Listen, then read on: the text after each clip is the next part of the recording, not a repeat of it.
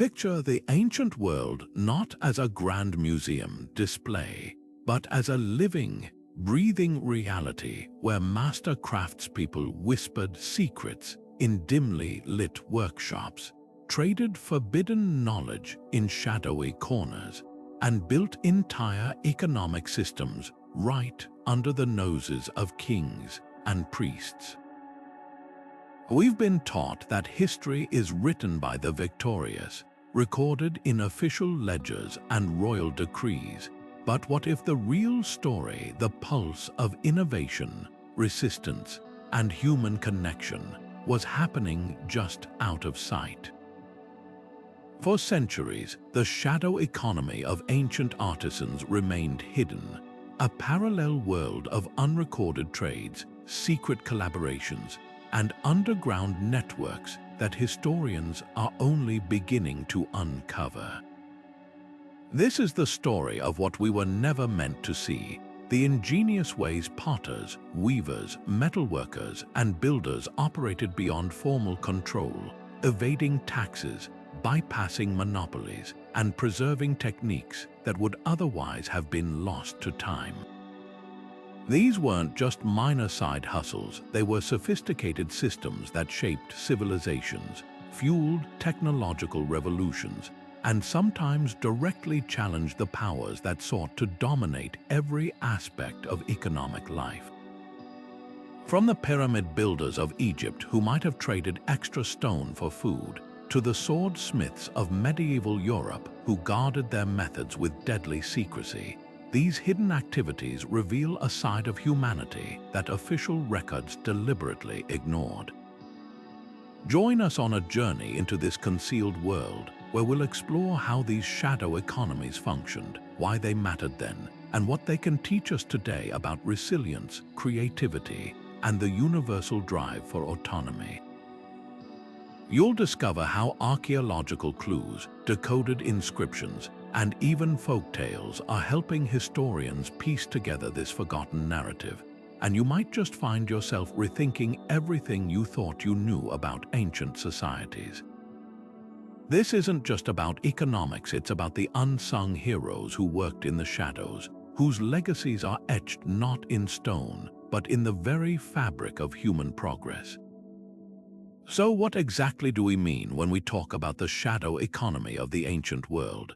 It's a term that might bring to mind modern images of black markets or untaxed cash transactions, but for antiquity, it was something far more intricate and deeply woven into the social fabric. This was a vast, parallel system of economic life that operated just beyond the reach of palaces, temples, and tax collectors. For the ancient craftsperson, the potter, the weaver, the metalsmith, this shadow economy wasn't about crime in a modern sense. It was about survival, autonomy, and preserving a measure of control over their own skills and livelihoods. It encompassed every form of unofficial exchange you could imagine. A potter trading a set of bowls to a farmer for a portion of the harvest, with that transaction never being recorded on any official ledger. It was a metalworker producing a few extra blades in his home workshop, far from the state-controlled foundry, and selling them directly to a traveling merchant. It was networks of artisans from different trades secretly bartering their services, a carpenter building a loom for a weaver in exchange for cloth. These activities were deliberately kept off the books and out of sight to avoid heavy taxation, to circumvent royal monopolies that demanded a cut of all production, or to protect precious trade secrets from being co-opted by the powerful. A master glassblower's unique technique was his family's legacy, a form of intellectual property that could be lost if the king decided to conscript him into the palace workshop. So these skills were guarded fiercely, passed down through oral traditions and apprenticeships within trusted circles, creating an entire economy based on trust and secrecy rather than written contracts and official seals.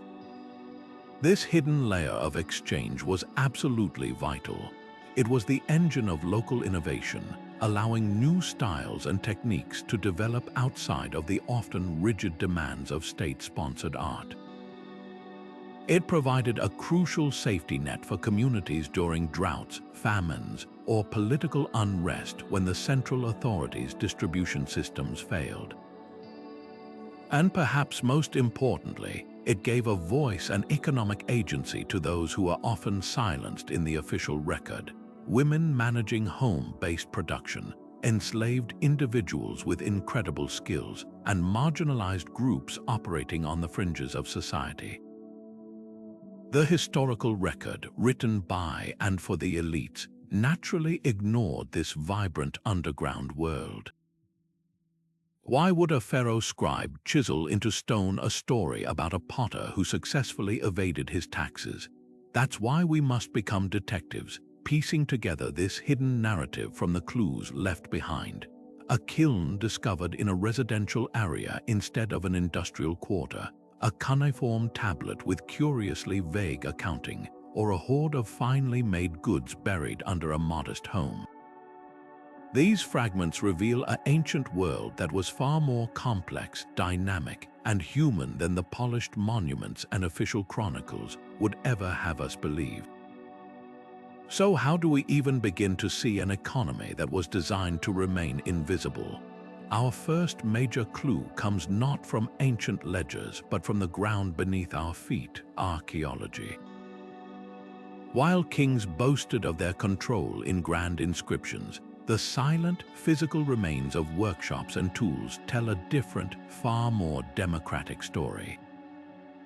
For a long time, archaeologists focused on the big finds: palace complexes, temple precincts, the grand industrial quarters stamped with the seal of royal authority. But slowly, a shift occurred. Researchers began paying closer attention to the quieter, more humble discoveries in the residential zones of ancient cities, in small villages, and even in the countryside far from the centers of power. And what they found there was revolutionary. Take, for instance, the work in ancient Mesopotamia, the cradle of civilization. In the shadow of the great ziggurats and sprawling palaces of cities like or Uruk, excavators began uncovering pottery kilns not in a designated royal industrial area, but tucked away in the backyards of ordinary homes. This was a startling revelation. It suggested that a potter wasn't always a conscripted laborer working for a state ration. He or she could be an independent entrepreneur, firing vessels for their neighbors or for trade with a passing merchant caravan, all under the radar of the palace bureaucrats who would demand a hefty cut of the profits. The very location of these kilns was a statement of economic independence. An even more vivid snapshot comes to us from a city frozen in time: Pompeii. When Mount Vesuvius erupted, it preserved a moment of daily life in astonishing detail. And within the luxurious villas of the Roman elite, archaeologists have made fascinating discoveries. Behind beautifully frescoed walls and in service quarters, they found hidden rooms equipped not for leisure but for industry. Compact weaving looms and small-scale metalworking forges were concealed within these homes. This wasn't just about a wealthy family making their own clothes. This was evidence of a robust domestic production line.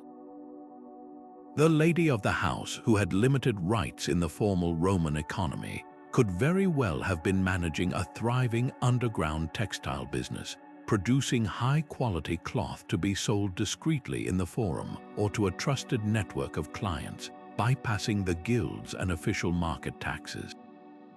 These hidden workshops fundamentally change our understanding of ancient economies. They prove that not all production was top-down, state-sponsored, or temple-supervised. A vibrant, grassroots level of economic activity was humming along, powered by individual initiative and local demand. This informal network provided a crucial cushion for communities. If a drought hit and the royal grain distributions faltered, a family could barter their homemade pottery or woven goods for food. it also served as a hotbed for innovation. Away from the rigid, conservative demands of a king or high priest who wanted everything to look a certain way, an artisan in their private workshop could experiment with a new glaze, a different weaving pattern, or a more efficient tool design. This shadow economy wasn't a marginal side note. It was a powerful, parallel engine of cultural and technological progress, operating for centuries in the hidden corners of the ancient world, quietly supporting communities and fostering the very innovations that would eventually shape our modern world. While the physical remains of hidden workshops give us a tangible connection to this secret world, the written word offers an even more direct, if cunningly obscured, line of communication with the past. You might think that ancient texts and inscriptions, being the official records of their day, would be the last place to find evidence of an underground economy. But that's precisely what makes them such a brilliant source. Scribes and artisans were often incredibly clever, using coded language, ambiguous symbols, and creative accounting to document transactions they needed to remember, but didn't want the tax collector to understand. It was a dangerous game of hiding in plain sight, and by learning to read between the lines, historians are cracking their code. Consider the vast archives of cuneiform tablets from ancient Mesopotamia. These clay documents are filled with meticulous records of rations, tributes, and state-controlled production, but sprinkled among them are tablets that don't quite fit the official mold. Some record transactions of goods using unusual units of measurement, weights, and volumes that don't correspond to the royal standard. Why would a scribe do that? It's a strong hint that he was recording a side deal, a private exchange that used a different, unofficial system to avoid triggering a tax obligation. Other tablets list deliveries of materials to artisans that are curiously small, or record outputs that seem suspiciously low for the amount of raw material noted. These discrepancies aren't necessarily errors. They could be the smoking gun for an off-the-books operation, a quiet agreement between a scribe and a craftsperson to underreport production and skim the surplus for their own private trade. A fascinating case study comes from the Linear B tablets of the Mycenaean Greek palaces, like Pylos and Knossos. These tablets, baked hard by the fires that destroyed the palaces, are essentially the administrative receipts of a highly bureaucratic society. They list everything from chariot wheels to quantities of cloth, but some entries are wonderfully vague. A tablet might record the distribution of a large amount of bronze to a specific smith, but then the entry for what was produced with that bronze is listed with an ambiguous term or a symbol that doesn't match any known official product. Historians now suspect these odd notations could be a discreet way of acknowledging that some of that bronze was used for private commissions. The smith fulfilled his duty to the palace, but also used the extra material to make a few extra daggers or tools to trade on his own, and the scribe, perhaps for a share of the profit, found a way to record it without drawing attention from higher-ups. This practice wasn't limited to the Mediterranean. In ancient Egypt, papyri dealing with temple economies sometimes contain lists of goods with certain items marked by a special hieroglyph or written in a different color ink. For a long time, these were dismissed as scribble quirks. Now, some Egyptologists propose these marks could signify items that were part of a separate, perhaps unofficial, economic circuit, goods that were earmarked for barter outside the temple's redistribution system, or that represented a craftsperson's personal share. The very act of writing something down gave it a form of legitimacy and ensured it was remembered, but by using a code known only to a select few, these ancient professionals could maintain the necessary veil of secrecy around their shadowy deals. These texts show us that the shadow economy wasn't just a world of illiterate barter. It was a sophisticated system that often co-opted the very tools of authority, literacy, and record-keeping to flourish right under the nose of the state. But while written codes and hidden kilns offer tantalizing glimpses, some of the most powerful mechanisms of the shadow economy left no physical trace at all. They existed in the air, in whispered words, and in the silent understanding passed from master to apprentice. In a world where literacy was a privilege of the elite, the vast majority of craftsmanship knowledge, the exact formulas, the proprietary techniques, the strategies for negotiating fair prices, was transmitted through a rich and secretive oral tradition. This wasn't just a matter of convenience. It was a sophisticated system of intellectual property protection, designed to keep valuable knowledge within a trusted circle and away from the prying eyes of tax collectors and controlling authorities. Guilds and tight-knit familial networks became the guardians of this living library, using a fascinating array of tools to preserve and protect their secrets. Complex techniques were encoded into easy-to-remember songs, poems, or stories. A seemingly simple folktale about a clever fox might actually contain precise instructions for achieving the correct temperature in a kiln, with each animal character representing a different type of wood or a specific step in the process. Rhyming couplets could serve as mnemonic devices for the exact ratios of metals in a prized alloy, ensuring the recipe was never written down where it could be confiscated. The medieval stonemasons provide one of the most iconic examples of this system in action. As they moved from one great cathedral project to another, they couldn't rely on written diplomas or royal decrees to prove their skills and negotiate their worth. Instead, they developed an intricate system of secret signs, handshakes, and passwords. A specific grip of the hand could instantly identify a master mason to his peers, granting him access to a work site and guaranteeing him a certain wage level, all negotiated privately without the interference of the local bishop or nobleman who funded the project. These gestures were more than just friendly greetings. They were the keys to a closed economic network. They allowed craftsmen to travel across Europe and find work, set standardized prices for their labor that undercut local controls, and protect their advanced architectural and engineering knowledge from being stolen by unskilled laborers. This created an economy built not on coin or contract, but on something far more valuable and difficult to regulate: trust and proven skill. The exclusivity of this knowledge gave the craftspeople immense power. They could dictate terms, control the quality and pace of their work, and ensure that their expertise remained a scarce and highly valued commodity. This oral tradition was the ultimate defense against appropriation. A king could commandeer a workshop and its tools, but he could not easily force a master to divulge the secrets held only in his memory and passed on only to a chosen successor.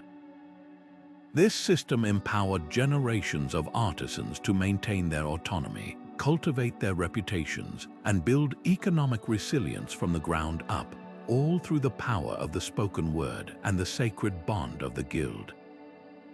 Yet for all the ingenuity of coded records and whispered guild secrets, these systems still required a certain level of organization and centralization.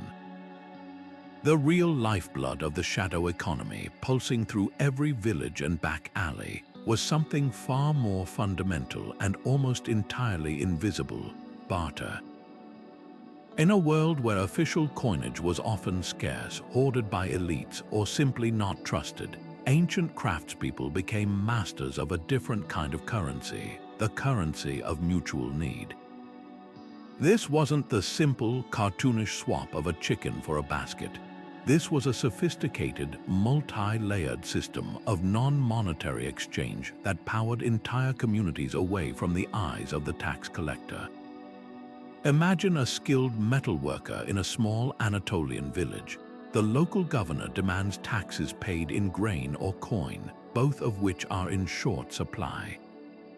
But the metalworker needs to feed his family, so he doesn't sell his plow blades for money. Instead, he takes them directly to a farmer, negotiating a deal for a portion of the next harvest. That farmer, in turn, might need new roofing so he could offer some of that grain to a thatcher. The thatcher might need new leather aprons for his apprentices, and so the web of exchange continues, a complex chain of value moving through the community without a single coin ever changing hands. These transactions were the ultimate in stealth economics. They left no invoices, no receipts, and no ledgers for a royal auditor to later scrutinize. The only record was the memory of the participants and the movement of goods themselves. For centuries, this lack of a paper trail convinced many historians that barter was a primitive, inefficient precursor to real money-based economies, a myth that has been profoundly debunked by recent archaeological discoveries. The real evidence for this hidden economy of things isn't found in palace storerooms, but in the most unexpected of places, the humble homes of common people. Archaeologists excavating a modest dwelling in ancient Mesopotamia might find a carefully stored hoard that tells a fascinating story. Buried under the floor or tucked away in a jar, they might discover a collection of objects that seem out of place. A few finely painted pots from a distant region, a couple of high-quality bronze needles, a bundle of exotic spices, and a stack of woven textiles. This isn't a random assortment of junk, it's a personal treasury. This cash represents the accumulated wealth of a family, not in silver or gold, but in the value of goods acquired through a network of barter. Each item is a receipt for a transaction that officially never happened. That pottery represents the surplus grain the family traded with a traveling merchant.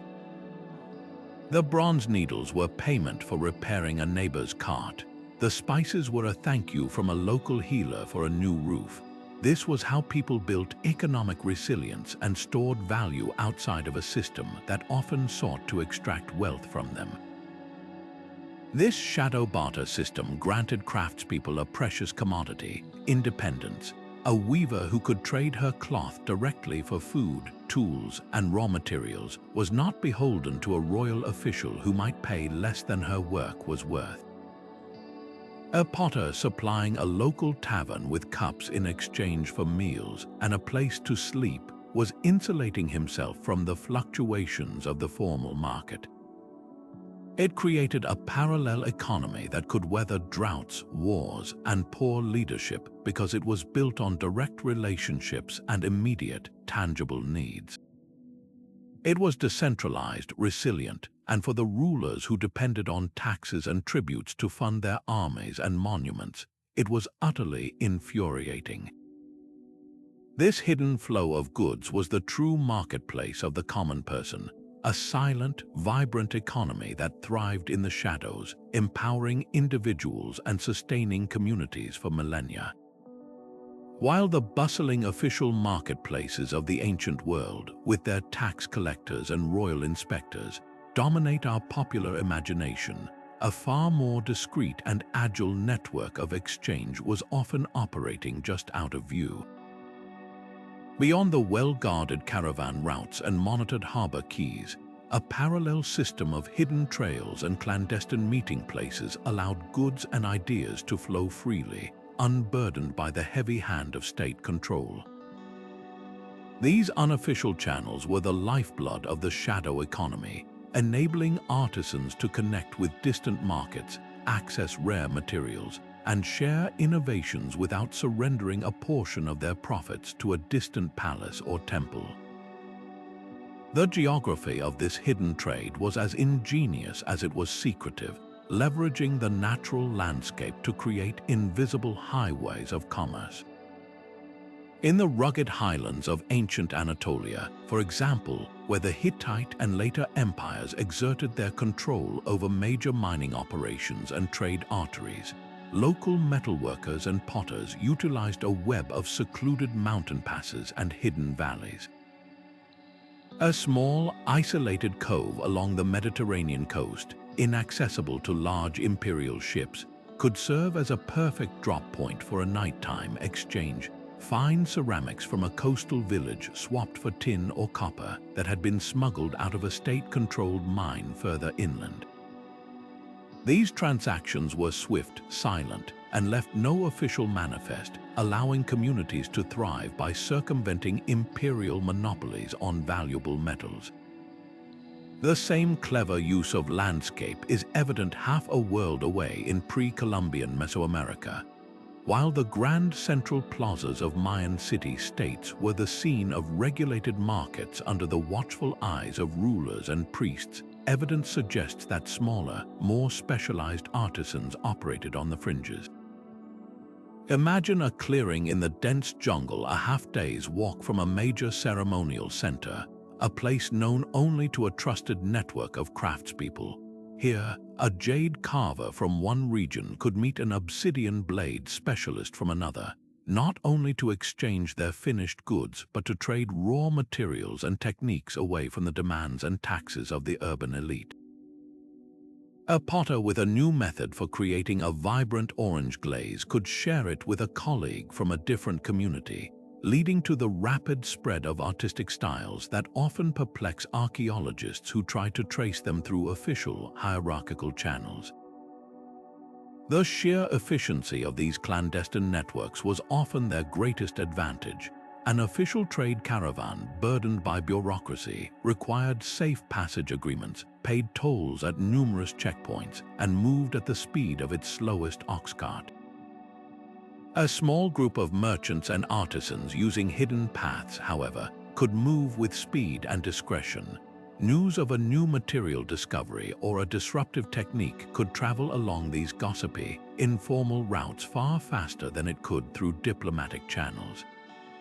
This created a dynamic, interconnected ancient world that was far more fluid and innovative than the static image presented by official records. The very nature of these activities means they are notoriously difficult to pin down with absolute certainty. We won't find stone tablets celebrating the opening of a new smuggler's trail.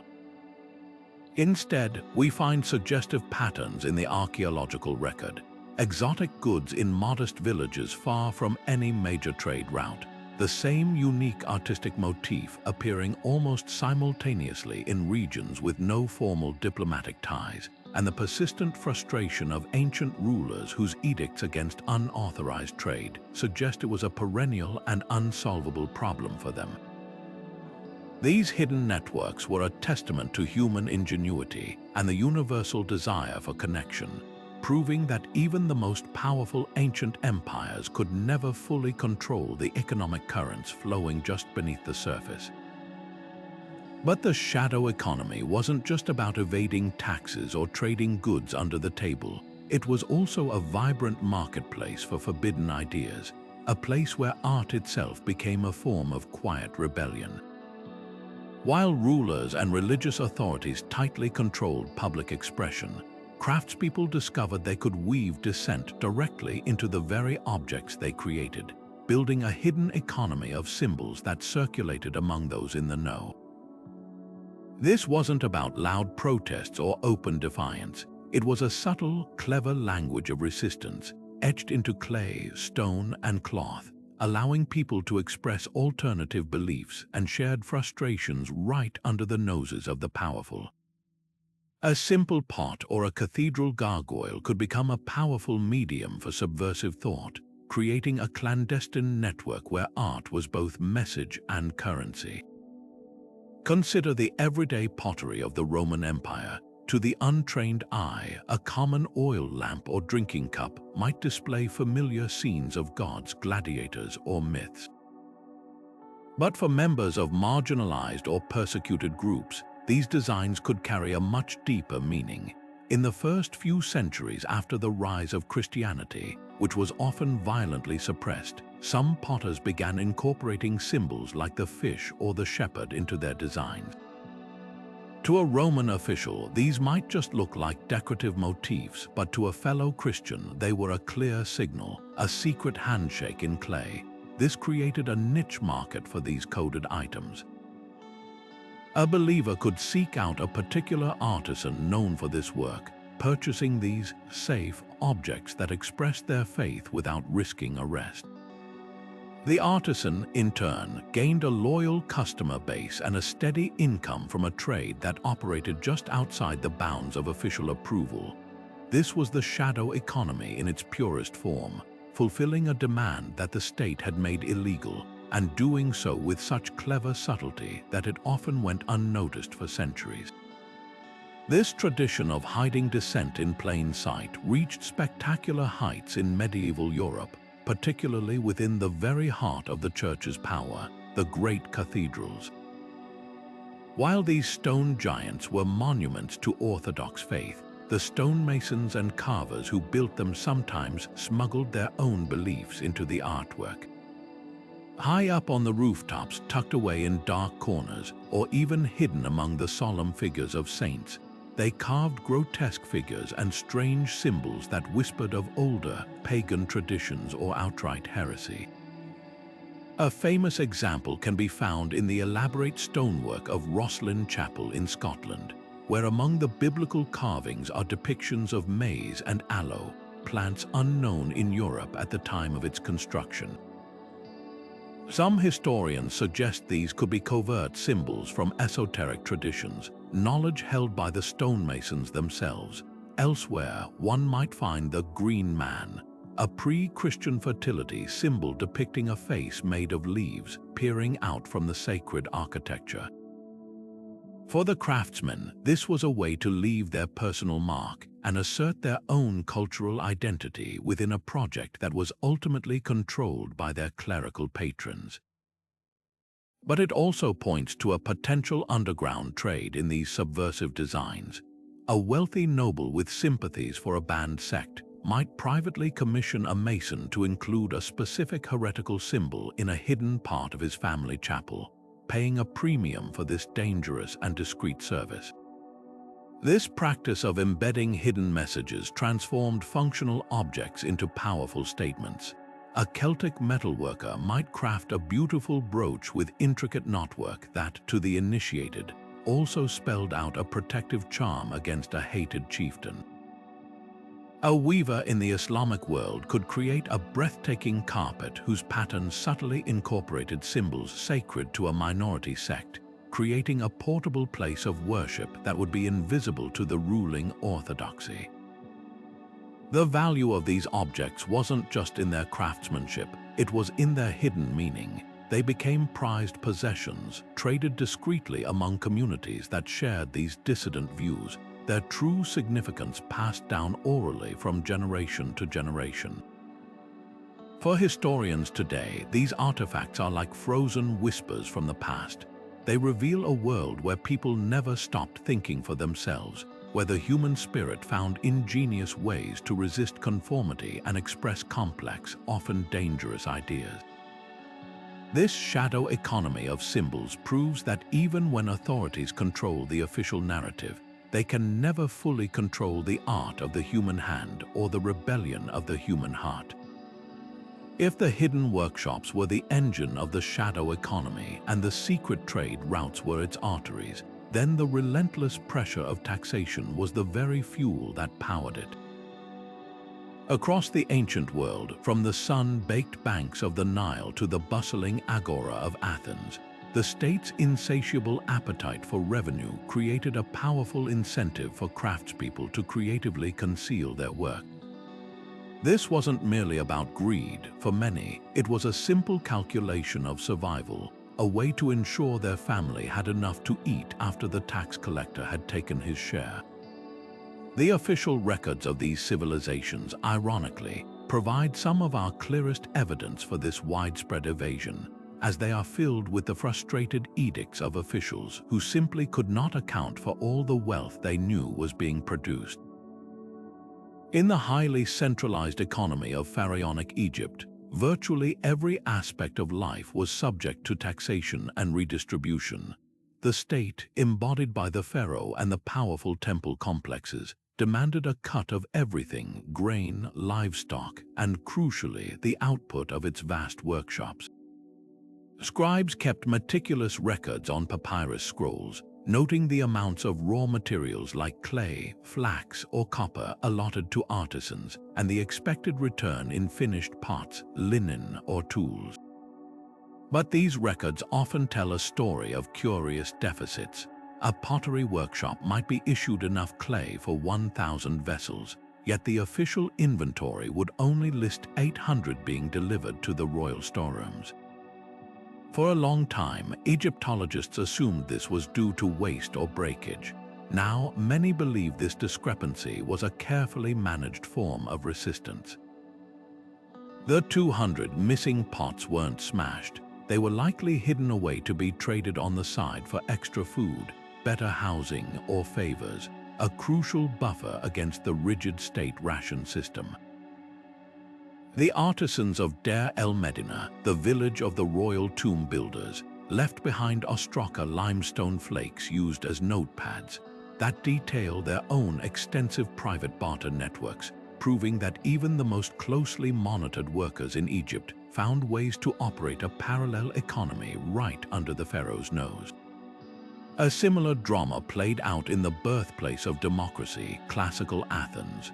While the city celebrated freedom and civic participation, its economy was heavily reliant on taxes, particularly on the lucrative trade that flowed through its port, Piraeus.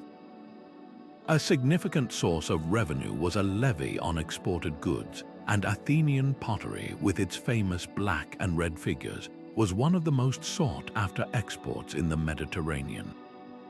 For a potter whose workshop was nestled in the Kerameikos district, this created a tempting opportunity. Loading an official shipment for a merchant bound for Italy, he might declare 10 crates of cups to the port authorities, dutifully paying the tax on that number. But hidden beneath the straw in the merchant's ship could be an 11th crate, or perhaps a batch of higher quality, more valuable vessels that were never entered into any official ledger. The profit from this clandestine crate went directly into the potter's pocket, untaxed and unseen by the state.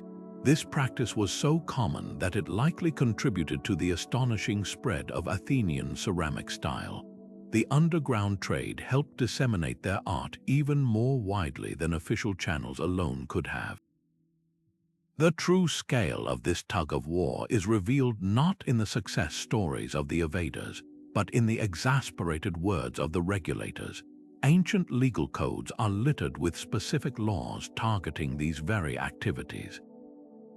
Hammurabi's code from ancient Babylon prescribes harsh penalties for merchants who underreport the value of their goods or use false weights and measures. In Rome, the Lex Mercatoria addressed rampant smuggling and tax evasion on imported commodities. We even find personal letters and complaints from officials. A tax collector in Ptolemaic Egypt might write to his superior, lamenting that the weavers in a certain village are suddenly producing mysteriously less cloth than previous years, despite there being no drought affecting the flax supply.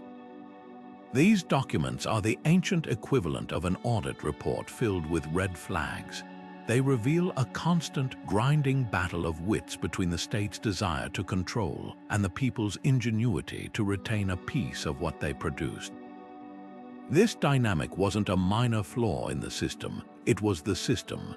The shadow economy, fueled by tax avoidance, acted as a vital pressure valve, preventing social unrest by allowing people a measure of economic freedom and preventing the state from extracting every last ounce of surplus. It was a delicate balance, one that shaped the daily economic reality for millions in the ancient world, proving that the drive to keep one's own earnings is a timeless human impulse.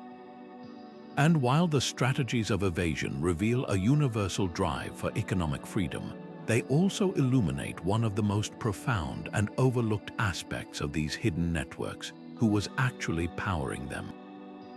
If we picture the ancient economy as a grand stage, the official scripts and monuments place elite men squarely in the spotlight as the masters of commerce and production. But if we step into the wings, into the dimly lit backrooms and bustling households, we find a vastly different caste driving the real, day-to-day engine of creation and trade. The shadow economy was in many ways the domain of those denied a formal role: women, enslaved individuals, and other marginalized groups. For them, operating in the shadows wasn't a choice. It was the only avenue to economic agency, a fragile but powerful form of self-determination carved out in the spaces the powerful ignored. Consider the bustling, crowded streets of ancient Rome. The formal economy, with its prestigious guilds and large, state-contracted workshops, was almost exclusively a male-dominated world. A woman's legal and social standing was tethered to the men in her life, first her father, then her husband. She couldn't easily open a shop in the Forum or join an official collegium. But the Roman household, the domus, was her domain, and within its walls a thriving underground industry hummed. Textile production was the cornerstone. In the back rooms of even modest homes, women managed small-scale weaving operations that were anything than just domestic chores. Using looms set up in courtyards or spare rooms, they produced not just clothes for their family, but a surplus of high-quality woolens and linens. This wasn't for show, it was for sale. Through trusted networks of female relatives, friends, and enslaved or freed servants, these goods would be discreetly distributed. They might be sold to a neighborhood merchant who knew better than to ask questions, or bartered directly with other households for needed goods or services. This clandestine textile trade provided Roman women with something the formal economy denied them: financial independence. The money earned from these hidden looms could be their own, a private purse that could be used to support their families in hard times, help fund a child's education, or even purchase the freedom of an enslaved worker. It was an economic lifeline that operated entirely outside the view of the male head of household and the state's tax collectors, a silent rebellion woven thread by thread. This story of finding power in prohibition was even more dramatic for the millions of enslaved individuals across the ancient world. An enslaved person was legally property, and in most societies, anything they produced belonged to their master. Yet, a fascinating and widespread custom known as the peculium in Rome, or similar arrangements elsewhere, granted some highly skilled enslaved artisans a remarkable concession.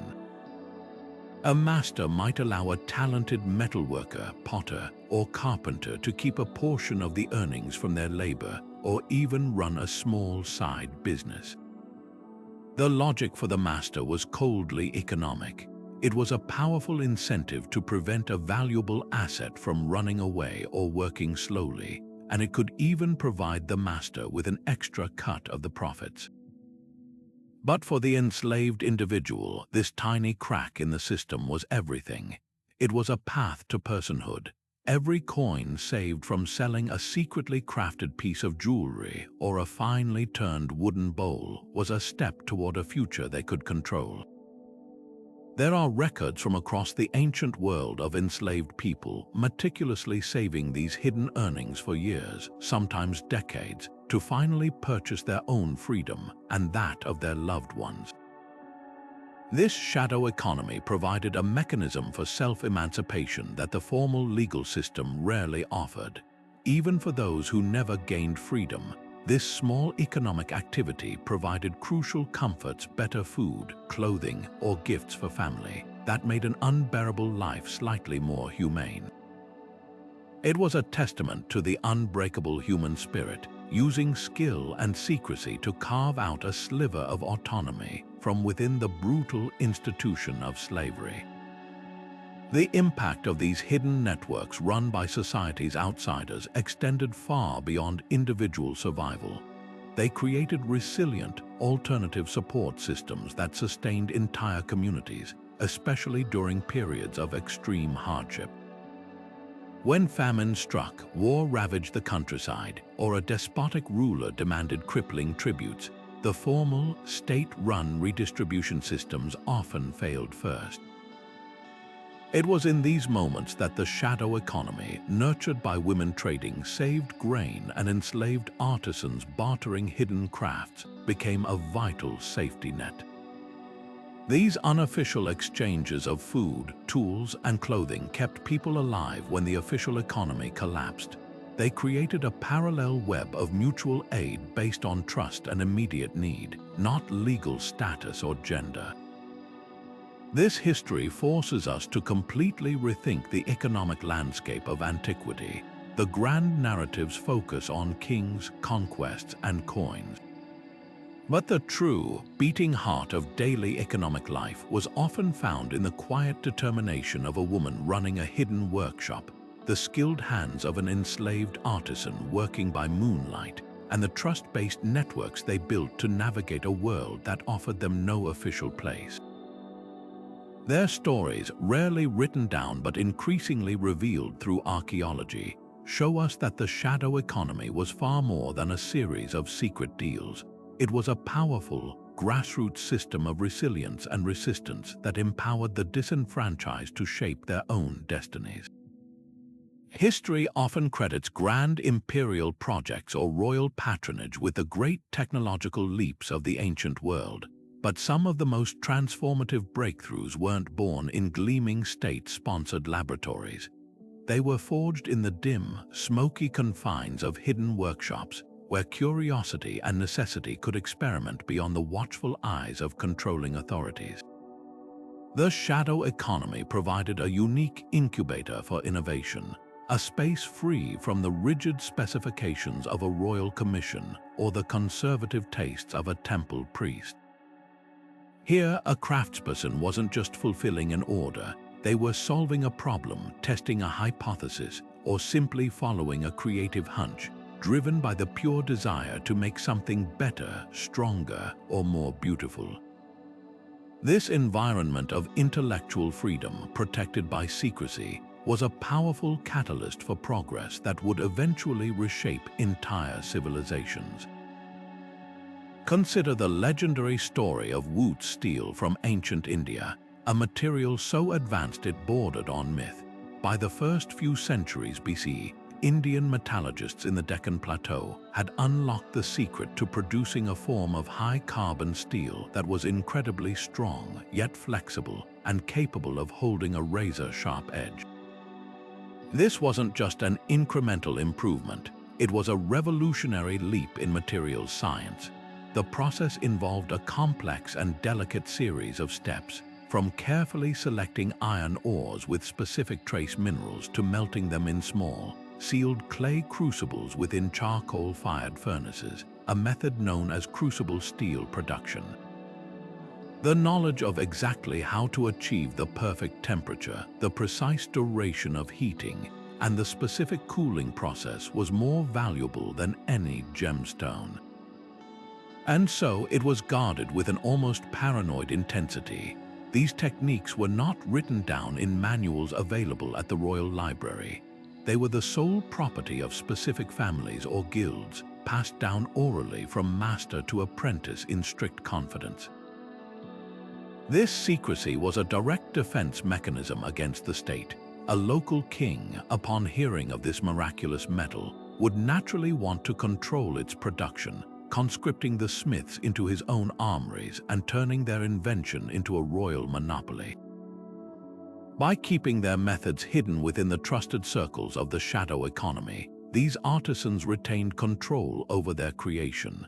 They could produce it on their own terms, trade it discreetly to select merchants for a premium, and ensure their family's legacy and livelihood remained their own. The fame of this Indian steel, known in the Roman Empire as Serric iron and later in the Islamic world as Damascus steel, spread far and wide through these underground trade channels, becoming one of the most sought-after and valuable commodities of the ancient world, all thanks to innovations born and protected in the shadows. A similar story of clandestine origins surrounds one of the ancient world's most beautiful and practical inventions, glassblowing. For centuries, glass production in the Mediterranean was a slow, labor-intensive process of core forming or casting. resulting in heavy, often opaque vessels that were luxury items for the elite. Then, seemingly out of nowhere in the 1st century BCE, in the Roman-controlled Levant region, a revolutionary new technique appeared. Glassblowing allowed artisans to quickly and skillfully inflate a gather of molten glass at the end of a long pipe, creating vessels that were thinner, lighter, more symmetrical, and far more complex in shape. This innovation democratized glass, transforming it from a luxury good into a common household item. But where did it come from? There's no grand imperial edict celebrating its invention, no temple dedication to a patron god of glassblowers. The most compelling theory points directly to the shadow economy. It likely emerged not in a major urban glasshouse under imperial control, but in a smaller, unofficial workshop, perhaps nestled in the glass-making region of Sidon or Babylon. A clever artisan, possibly working with limited resources, experimented with existing metalworking pipes and techniques on molten glass. This eureka moment, born from cross-disciplinary tinkering, was exactly the kind of free experimentation that thrived outside formal institutions. The knowledge then spread not through official imperial channels, but along the same clandestine trade routes used by other artisans. It was too powerful an advantage to keep secret for long, but for a critical period, those who knew the technique held a tremendous economic edge. They could produce more glass of higher quality in less time and sell it directly to a hungry market. By the time the Roman imperial industry caught on and began establishing large-scale, state-run glass workshops, the genie was already out of the bottle. The foundational innovation had already occurred in the innovative, unregulated, and secretive space of the independent craftsperson. This pattern repeats itself across time and cultures. The development of porcelain in ancient China, a secret so closely guarded by imperial kilns that it took centuries for Europeans to replicate it, almost certainly had its roots in earlier, private experimentation by local potters. The intricate lost wax casting method for bronze sculptures, perfected by the Greeks, was a complex technical process that would have been refined in private foundries long before being used for large public monuments. The shadow economy provided the essential ingredients for innovation: the freedom to fail without facing a royal overseer's wrath, the ability to collaborate and share ideas discreetly with trusted peers outside of bureaucratic silos, and the direct incentive to improve one's craft because the rewards, financial and reputational, flowed directly back to the innovator. These hidden networks became a decentralized, self-organizing research and development department for humanity, protecting fledgling ideas until they were robust enough to change the world. The greatest irony is that many technologies we now associate with the power and splendor of ancient empires were, in fact, gifts from the very underground economies those empires constantly tried to suppress. Yet, even as technological ingenuity flourished in secret, another powerful and often unexpected force was pushing entire classes of artisans into the shadows: the weight of religious doctrine and sacred taboo. Throughout the ancient world, spiritual authorities didn't just guide moral life. They often sought to control the very materials that could be used, the images that could be created, and the objects that could be owned. For a craftsperson, these restrictions created an impossible dilemma: obey the official decrees and potentially lose a significant portion of their livelihood, or quietly fulfill the very human desires and spiritual longings that persisted outside orthodox boundaries. This constant tension between divine law and earthly demand gave rise to one of the most fascinating and dangerous branches of the shadow economy: a clandestine trade in the forbidden, where artistry and rebellion became inextricably linked. Consider the stark monotheism of ancient Israel, as embodied in the Hebrew Bible's powerful and unambiguous prohibitions against idolatry. The second commandment explicitly forbade the creation of graven images, a decree that sought to focus worship solely on an invisible, omnipotent God. For the royal and priestly authorities in Jerusalem, this was a core tenet of faith and statecraft, but the archaeological record tells a more complicated and far more human story. Digs at Israelite sites from the period of the kings have unearthed a surprising number of small figurines, particularly of a stylized female form, thought to represent a fertility goddess like Asherah. These artifacts are rarely found in grand public spaces or official shrines. Instead, they are discovered in the rubble of common homes, tucked away in corners, hidden in storage jars, or buried under floors. This is the physical evidence of the shadow economy at work. Despite the thundering proclamations of prophets and kings, a persistent segment of the population evidently still desired tangible objects for personal devotion, household protection, or prayers for fertility. Somewhere, an anonymous craftsperson, a potter, or a small-scale metalworker was willing to risk divine wrath and royal punishment to meet that demand. Operating from a hidden home workshop, they would have created these idols in secret, distributing them through trusted networks to clients who paid not just for the object, but for the profound risk involved in its creation. This wasn't merely a black market, it was a silent conversation between artisan and client about a spirituality that existed outside official channels, a testament to how difficult it is to legislate the human heart. A similar dynamic, though with a different flavor, unfolded in the Hindu and Buddhist societies of ancient India and Southeast Asia. Here, the issue was not always a blanket prohibition, but rather a system of strict ritual purity and exclusive access. Certain materials were considered too sacred for common use. The finest sandalwood, for instance, or specific precious stones and metals like gold and ivory, were often reserved by religious law for the creation of temple icons and ritual objects. The designs for these deities, with their specific hand gestures, mudras, and attributes, were also meant to be created under the sanctified supervision of priests. But what about a wealthy merchant or a local nobleman who desired a small, personal shrine for his home, or a rising political family wishing to demonstrate their piety and status by commissioning their own sacred image? The temples, gatekeepers of the divine, would likely refuse. This potent combination of desire and exclusion created a powerful economic opportunity for skilled artisans outside the temple system. A master carver, knowing the sacred iconography as well as any priest, might be approached for a private commission, using materials that were perhaps a grade below the absolute finest reserved for the temple, or even repurposing sanctioned materials through discreet channels. He would craft a beautiful statue of Vishnu or Buddha in a hidden workshop. The transaction would be handled with utmost discretion, the finished object wrapped and delivered under cover of darkness.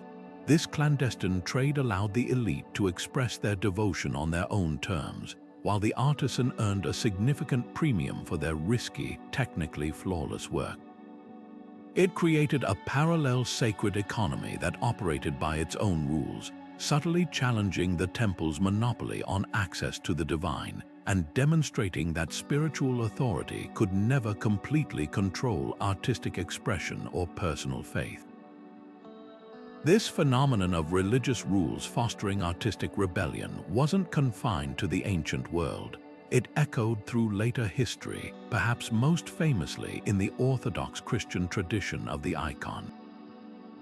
During the periods of Byzantine iconoclasm in the 8th and 9th centuries, the creation of religious icons was violently outlawed as idolatry by imperial decree. Overnight, master painters who had dedicated their lives to rendering the sacred found themselves and their work under threat of destruction. But the faithful's desire for these windows to the divine did not vanish. In response, a secret network emerged, artists continued to paint icons in hidden rooms and remote monasteries, creating small, portable panels that could be easily concealed. These forbidden images became central to underground worship, their very illegality deepening their spiritual value for those who cherished them. The eventual triumph of the iconodules, the supporters of icons, and the restoration of their veneration was a victory not just for a theological position, but for the countless anonymous artists and patrons who had kept the tradition alive in the shadows, proving that a faith sustained by secret craftsmanship could outlast the edicts of an emperor. What these examples reveal is a profound and recurring historical pattern. The attempt to suppress or control art and material culture for religious reasons rarely extinguishes demand. Instead, it simply pushes that demand underground, inflating the value of the forbidden object and creating a specialized shadow economy to fulfill it. The artisans who operated in this space were more than just rule breakers. They were facilitators of alternative spiritualities, caterers to private devotion, and sometimes unwitting agents of religious change. They navigated a dangerous landscape, balancing their own beliefs against the need for income, their artistic integrity against the risk of discovery. The objects they produced in secrecy, from a humble Israelite fertility figurine to an exquisite Hindu statue, carried a double meaning. They were both an article of faith and an act of defiance. This clandestine trade demonstrates that the marketplace of belief has always been more diverse and complex than the official records would suggest, thriving in the quiet spaces between doctrine and desire, powered by the skilled hands of those brave enough to work in the shadows. But for all the quiet industry of home workshops and the whispered deals between artisans, these hidden economies couldn't function in total isolation. They required connectors, facilitators who could move between the visible world of official commerce and the concealed networks of the shadow trade. These were the essential middlemen, the discreet intermediaries who acted as the lubricant for the entire clandestine system. Rarely celebrated and even more rarely documented, these figures, the savvy merchant, the cooperative scribe, the conveniently blind official, were the indispensable linchpins who made the invisible economy not just possible but thrive. They built the bridges that allowed goods, payments, and information to flow securely from a secret workshop to a waiting client, all while leaving the smallest possible footprint for authorities to discover. Imagine a talented glassblower in a Roman city, working out of a small, concealed furnace in his home. He's perfected a new technique for adding a delicate cobalt blue thread to his vessels, creating pieces of stunning beauty. But how does he get these wares to a wealthy patron in a distant province without attracting the attention of the tax farmers at the city gates or the powerful glassmakers' guild that jealously guards its monopolies? He cannot simply pack a crate and set off himself. This is where the intermediary enters the picture. A traveling merchant known to the glassblower's family for years makes a discreet visit. This merchant isn't just a simple trader. He is a trusted confidant and a master of logistics. He examines the hidden cache of blue glass vessels, negotiates a price in unminted silver or other valuable goods that leave no financial record, and carefully packs the fragile items among his official cargo of common pottery and olive oil. His paperwork for the journey lists only the mundane goods. At the city gate, he pays the required portoria tax on his declared items, presenting the image of a completely legitimate trader. The forbidden glass travels tax-free, hidden in plain sight. Upon reaching his destination, the merchant doesn't sell the glass in the open market. Instead, he makes a private delivery to the villa of the wealthy patron, who has been eagerly awaiting this exact specialty item.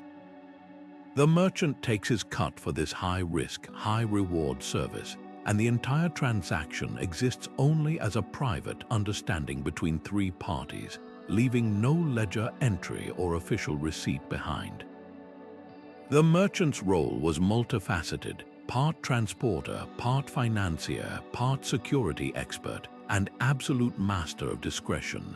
His extensive network of contacts and his deep knowledge of back routes, corruptible officials, and eager buyers in other cities made him the engine of long-distance shadow trade. This system of discreet facilitation reached remarkable levels of sophistication in ancient Mesopotamia, the birthplace of bureaucracy. Here, the scribe, the very person tasked with documenting the official economy, could become its most effective saboteur. Cuneiform tablets from city-states like or Lhasa reveal a world drowning in administrative detail, with every shekel of silver and every bushel of grain accounted for. But some scribes, perhaps underpaid or sympathetic to their artisan kin, used their literacy as a tool for the shadow economy. An artisan might approach a scribe he knew from the local temple and quietly commission a private contract. Using a personal clay tablet rather than an official temple one, the scribe would carefully word a sales agreement for, say, 10 finely inlaid wooden chairs. But the language would be deliberately vague, omitting specific details that could later be used as evidence, or using coded symbols known only to the parties involved. This private tablet served as a form of binding receipt for the transaction, enforceable by social custom and trust rather than royal law. The scribe might even use his position to help the artisan acquire raw materials from the temple's own stores, creatively adjusting the inventory records to show a higher rate of wastage or breakage than actually occurred. The extra wood and ivory, now off the books, could be used for the artisan's private commissions. This made the scribe a powerful and dangerous ally, a gatekeeper who could manipulate the levers of the official system to feed the unofficial one. His reward might be a share of the profits or simply a future favor, weaving a web of mutual obligation that strengthened the resilience of the shadow network against the demands of the state. Evidence for these crucial figures is by its very nature indirect and fleeting. We won't find a resume for a professional smuggler in the ancient world. Instead, historians piece together their existence from the cracks in the system. Legal texts are a rich source of frustration. The Code of Hammurabi itself includes laws targeting merchants who cheat or misrepresent goods, suggesting that such activity was common enough to require royal attention. In ancient Egypt, papyri from the village of Deir el-Medina record disputes between merchants and artisans over unpaid debts. FOR Chinese letter 6 lie privately traded goods, proving that these shadow agreements could be as legally contentious as any official contract, even if they were settled outside the state's courts. Travel logs and letters sometimes contain curious hints. A merchant's letter found at the Assyrian trading colony of Kanish in Anatolia might casually mention delivering a special package to a particular official, a euphemism that speaks volumes to the modern researcher. Even archaeology contributes. The discovery of high-value, finely made goods in regions that had no local production capabilities for such items is silent testimony to a middleman's successful journey. These intermediaries were the ultimate pragmatists of the ancient economy. They saw the immense potential for profit and influence in the gap between what the state demanded and what people actually wanted. By operating in the ambiguous spaces between legality and illegality, between different cultures and jurisdictions, they didn't just facilitate trade. They wove together the very fabric of economic and cultural connectivity that helped shape the ancient world, all while ensuring their own names were never written into the history they helped create. Yet throughout history, the most powerful catalyst for the expansion of these hidden networks was not slow, grinding pressure, but sudden, catastrophic collapse. The grand, centralized systems of the ancient world, the palaces, the imperial bureaucracies, the state-run granaries, presented an image of unshakable order. But this order was often a fragile illusion. When war, famine, plague, or economic hyperinflation struck, these formal structures could crumble with astonishing speed, leaving millions to fend for themselves. In the resulting vacuum of authority and provision, the shadow economy didn't just persist. It became the primary economy, a vital lifeline of survival and a silent guardian of civilization itself. These periods of extreme crisis reveal the true, profound resilience of the informal networks crafted in quieter times, proving that the most enduring systems are often those that operate without official permission. The late Bronze Age collapse around 1200 BCE offers one of the most dramatic examples. Over just a few decades, a perfect storm of interconnected calamities, drought, famine, invasion, and the mysterious collapse of international trade networks brought the glittering palace civilizations of the Mediterranean to their knees. The great administrative centers of the Mycenaean Greeks, the Hittites in Anatolia, and the city-states of the Levant were burned, abandoned, or simply faded away. For the artisans who had BEEN Chinese letter Yifu Yu dependent upon these palaces, the smiths, weavers, potters, and scribes, the world literally ended. The royal workshops that had provided their materials, their rations, and their purpose vanished overnight. But this did not mean their skills vanished with them. In the smoky aftermath, these master craftspeople faced a stark choice: perish or adapt, and adapt they did. The centralized, bulk production of luxury goods for an elite class was suddenly irrelevant. Survival now depended on serving immediate, local needs. A bronze smith, once crafting ornate ceremonial weapons for a king's arsenal, would have melted down whatever scrap metal he could find to make simple farming tools, repair kits, and nails, trading them directly with struggling farmers for food and shelter. Potters shifted from producing intricate painted craters for palace feasts to making sturdy, undecorated storage jars and cooking pots for village use. The complex international supply chains for tin and copper were severed, so they made do with what was locally available, rediscovering and innovating with older, more accessible techniques. This desperate, localized barter economy, born from the ashes of collapse, was the ultimate shadow network, one that existed because the formal economy had ceased to be. It was this grassroots resilience, this ability of ordinary people to repurpose their skills for a new, brutal reality, that allowed crucial technological knowledge and artistic traditions to weather the centuries-long, dark age that followed. The survival of these skills in hidden village workshops and through oral traditions ensured that when complex societies re-emerged centuries later, the seeds of a new civilization were ready to sprout. We see a similar, though more drawn-out, process during the long, painful decline of the Western Roman Empire as the 3rd and 4th centuries CE wrought political instability, rampant inflation that made imperial coinage nearly worthless, and increasing pressure from invasions. The heavy machinery of the Roman state began to seize up. The annona, the state-sponsored system of grain distribution that fed Rome's massive population, became unreliable. Large, state-contracted fabrici workshops that supplied the army with arms and armor found it harder to get paid or receive shipments of raw materials. In this atmosphere of creeping uncertainty, economic activity increasingly retreated into the shadows and became hyper-local. Hidden workshops, which had always operated on the margins, now moved to the center of daily life. In the countryside, on large villas that were becoming self-sufficient fortresses, the enslaved and free workers on the estate would have expanded their clandestine production exponentially.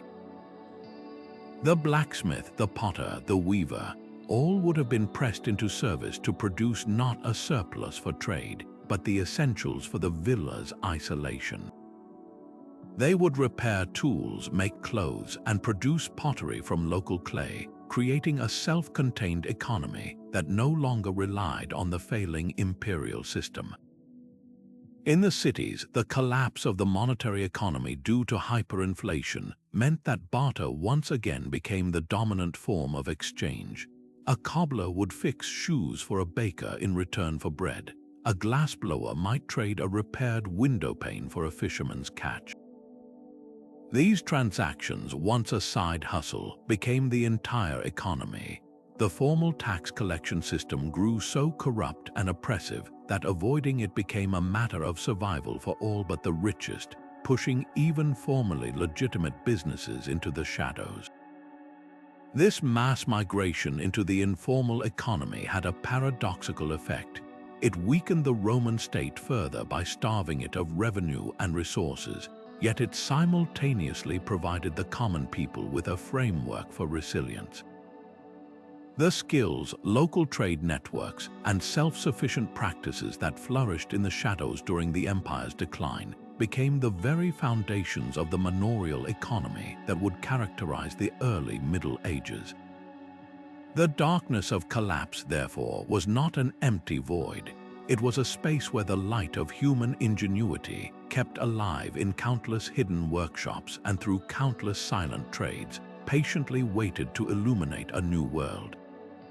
Yet while the chaos of collapse reveals the resilience of these hidden networks, the most systematic and detailed evidence for their existence comes from a seemingly dry and unlikely source, the very laws designed to stamp them out. Ancient legal codes, with their long lists of crimes and corresponding punishments, were not created in a vacuum. They were reactive documents, a mirror held up to the society they sought to control. Every specific prohibition, every oddly precise fine, was a direct response to a real and persistent behavior. In their relentless effort to regulate every aspect of economic life, ancient lawmakers inadvertently provided us with a meticulous, if negative, catalogue of the shadow economy's most common practices. By reading these laws not just as decrees, but as records of the state's deepest frustrations, we can map the vibrant, defiant, and utterly human world of unofficial trade that flourished just beyond the reach of the palace walls.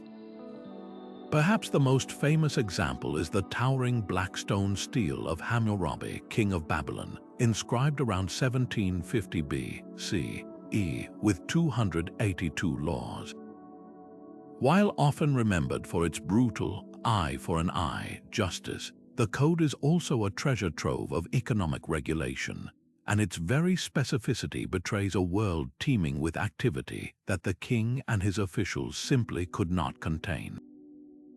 The code doesn't just assume that all trade is official, it constantly legislates against the reality that it is not. One law explicitly states, if an artisan has taken a son for adoption and has taught him his handicraft, that son may not be demanded back.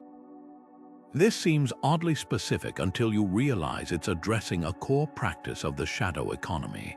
Artisanal guilds and families using adoption as a legal fiction to bind skilled apprentices to them permanently, ensuring their valuable trade secrets stayed within a closed circle and their labor force remained stable, outside the state's power to reassign or conscript.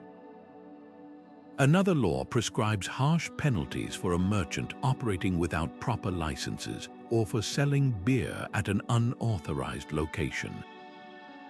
Why would such a law exist unless a significant number of people were doing exactly that, setting up small, unlicensed taverns in their homes or on street corners, creating a vibrant informal service industry that circumvented royal control and taxation?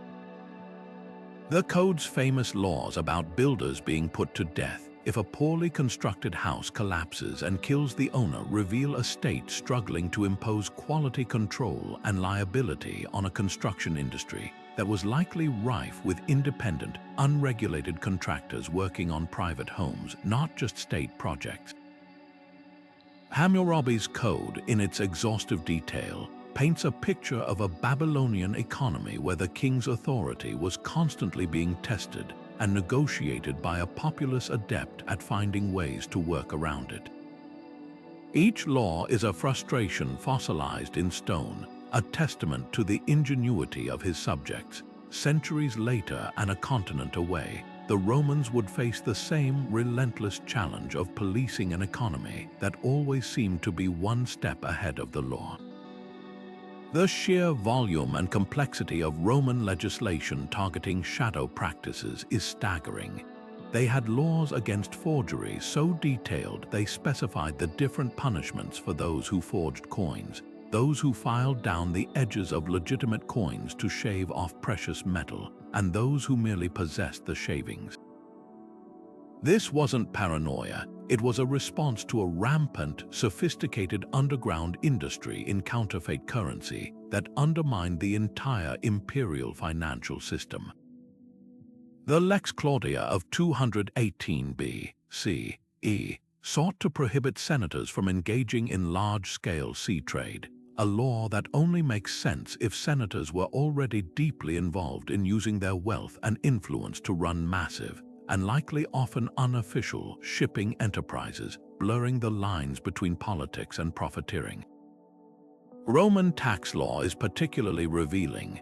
The constant edicts against smuggling, the detailed lists of goods subject to import duties, and the severe punishments for corrupt publicani, the private tax collectors, all point to a Mediterranean buzzing with ships taking detours to avoid customs ports, merchants mislabeling cargo, and officials being bribed to look the other way. The very creation of a specialized coast guard, the Vigiles, to patrol against smugglers is a clear admission that the state's official trade routes were leaking like a sieve, with a parallel network of clandestine sea lanes operating successfully right alongside them. The authorities weren't just fighting a few bad apples, they were fighting the tide of human nature. This legal arms race between regulator and populace reveals a fundamental truth about ancient societies. The shadow economy was not a minor nuisance. It was a massive, integral, and persistent feature of the economic landscape. The laws tell us this by their mere existence, but also by their evolution. We can often trace a pattern. A simple, general law is passed against a practice like selling goods without a license. Then, a few decades later, a new, more complex law is required, with harsher punishments and more precise definitions, because the first law was too easily circumvented. This is the sound of the state learning, and it is also the sound of its people innovating. The legal codes are therefore more than just lists of rules. They are a transcript of an endless conversation, a perpetual negotiation over the boundaries of economic freedom. They show us that the desire to work, to trade, and to profit on one's own terms is a force so powerful that even the most formidable empires in history could never fully contain it, and in their tireless attempts to do so, they left behind the very evidence that proves its enduring strength. While empires rose and fell, often defining themselves through conflict and conquest, a far more peaceful and productive form of exchange was quietly flourishing in the spaces between them. The shadow economy, with its focus on practical need over political allegiance, became an unexpected but powerful engine for cross-cultural connection. When official trade routes were closed by war or religious edicts forbade contact with rival groups, it was the craftspeople and the merchants who operated in the shadows who kept the channels of innovation and understanding open. This clandestine dialogue between cultures, happening far from the eyes of diplomats and historians, created a subterranean web of shared knowledge that wove the ancient world together in ways official records could never capture. The legendary Silk Road is often pictured as a well-regulated highway of camel caravans, moving sanctioned goods between the Roman and Han Chinese empires under the watchful eyes of border guards. But the reality was far more complex and far more interesting. For much of its history, vast stretches of this route were fraught with tension, with rival powers like Rome and Parthia, or various Central Asian Khanates, vying for control and often banning direct trade with their enemies. It was in this climate of suspicion that the shadow economy truly thrived. A Sogdian merchant, renowned as the master intermediaries of Central Asia, would have been a key figure in this hidden exchange. Traveling through multiple empires, he might carry more than just silk and spices in his saddlebags. Tucked away could be something far more valuable: knowledge. He could be transporting a small, carefully wrapped sample of a new type of glass from the Roman Levant, not to sell as a finished product, but to show to a master glassblower in a Samarkand workshop. In return, that Samarkand artisan might demonstrate a revolutionary new furnace design that allowed for higher temperatures, a technique the merchant could then carry west. Or perhaps a Chinese papermaker, whose craft was a fiercely guarded state secret for centuries, might discreetly share the basic principles with a trusted trader in exchange for a rare pigment from India that he could never otherwise acquire. These were not acts of treason, but of practical human curiosity and a shared desire to improve one's craft. The resulting innovations, Chinese papermaking technology slowly filtering west, Roman glassblowing techniques influencing Persian artisans, didn't spread through royal decrees or diplomatic treaties. They moved through these countless, unrecorded conversations in dusty caravanserais and secluded workshops, a testament to how the shadow economy could bypass political barriers to fuel a silent technological revolution. This phenomenon of hidden cross-pollination was certainly not confined to Eurasia. Across the vast and diverse continent of Africa, long before colonial borders were drawn, metal workers were engaging in their own clandestine networks of knowledge sharing. In regions like the Niger River Delta, archaeological evidence shows a startling uniformity in iron smelting techniques across areas inhabited by different, and sometimes rival, ethnic groups. How did this happen? The official narratives of these societies, often focused on the deeds of kings and the history of warfare, are silent on the matter. The answer almost certainly lies in the shadow economy. The process of transforming raw ore into workable iron was surrounded by immense ritual secrecy. It was considered a kind of magic, and its knowledge was protected by guilds and families. Yet, the similarity of techniques across great distances suggests that these secrets were not kept absolutely. During times of truce or through established patterns of seasonal migration, master smiths from different groups likely met at neutral grounds, perhaps at a remote sacred site or a seasonal market on the edge of contested territory. Here, away from the prying eyes of chiefs and priests, they could engage in the oldest tradition of craftspeople sharing tips.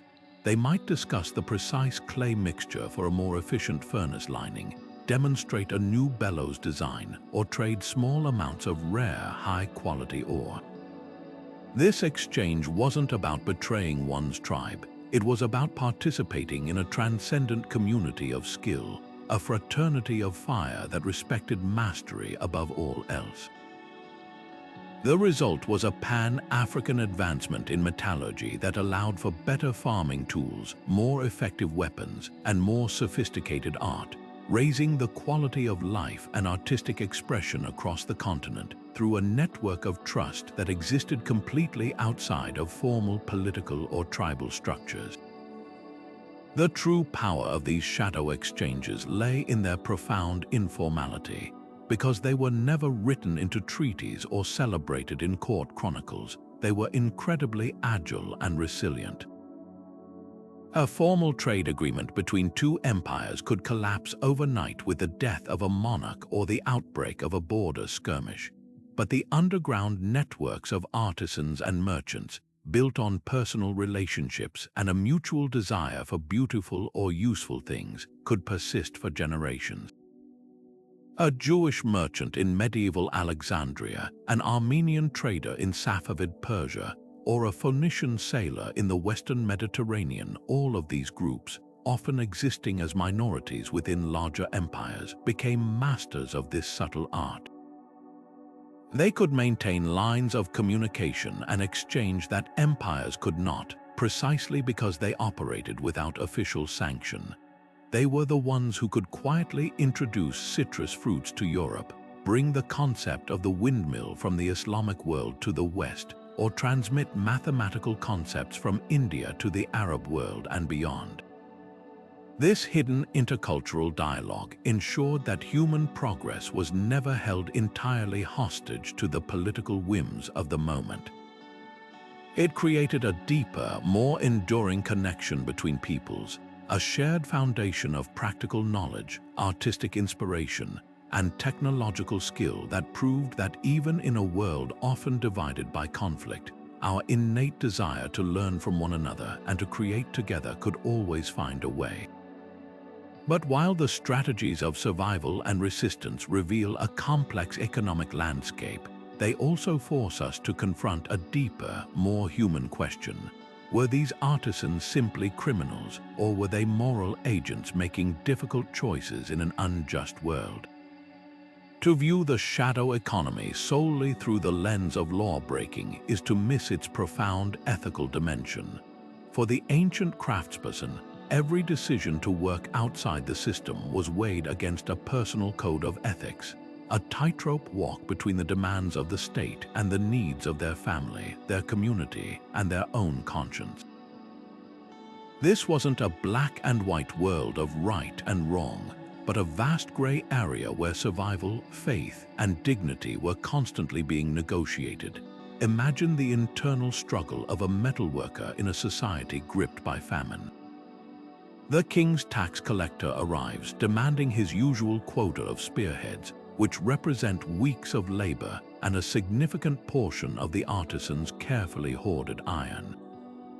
The artisan knows that fulfilling this demand in full will leave him with no material to make the plow blades and repair tools his neighbors desperately need to salvage the next harvest. Does he obey the law handed down by a distant ruler who will never feel the hunger of his children? Or does he deliberately underreport his production, holding back some of the iron to serve the immediate, life-sustaining needs of his community? In this scenario, what we might call tax evasion transforms into something else entirely, a moral act of local solidarity, a choice to prioritize human survival over abstract legal obedience.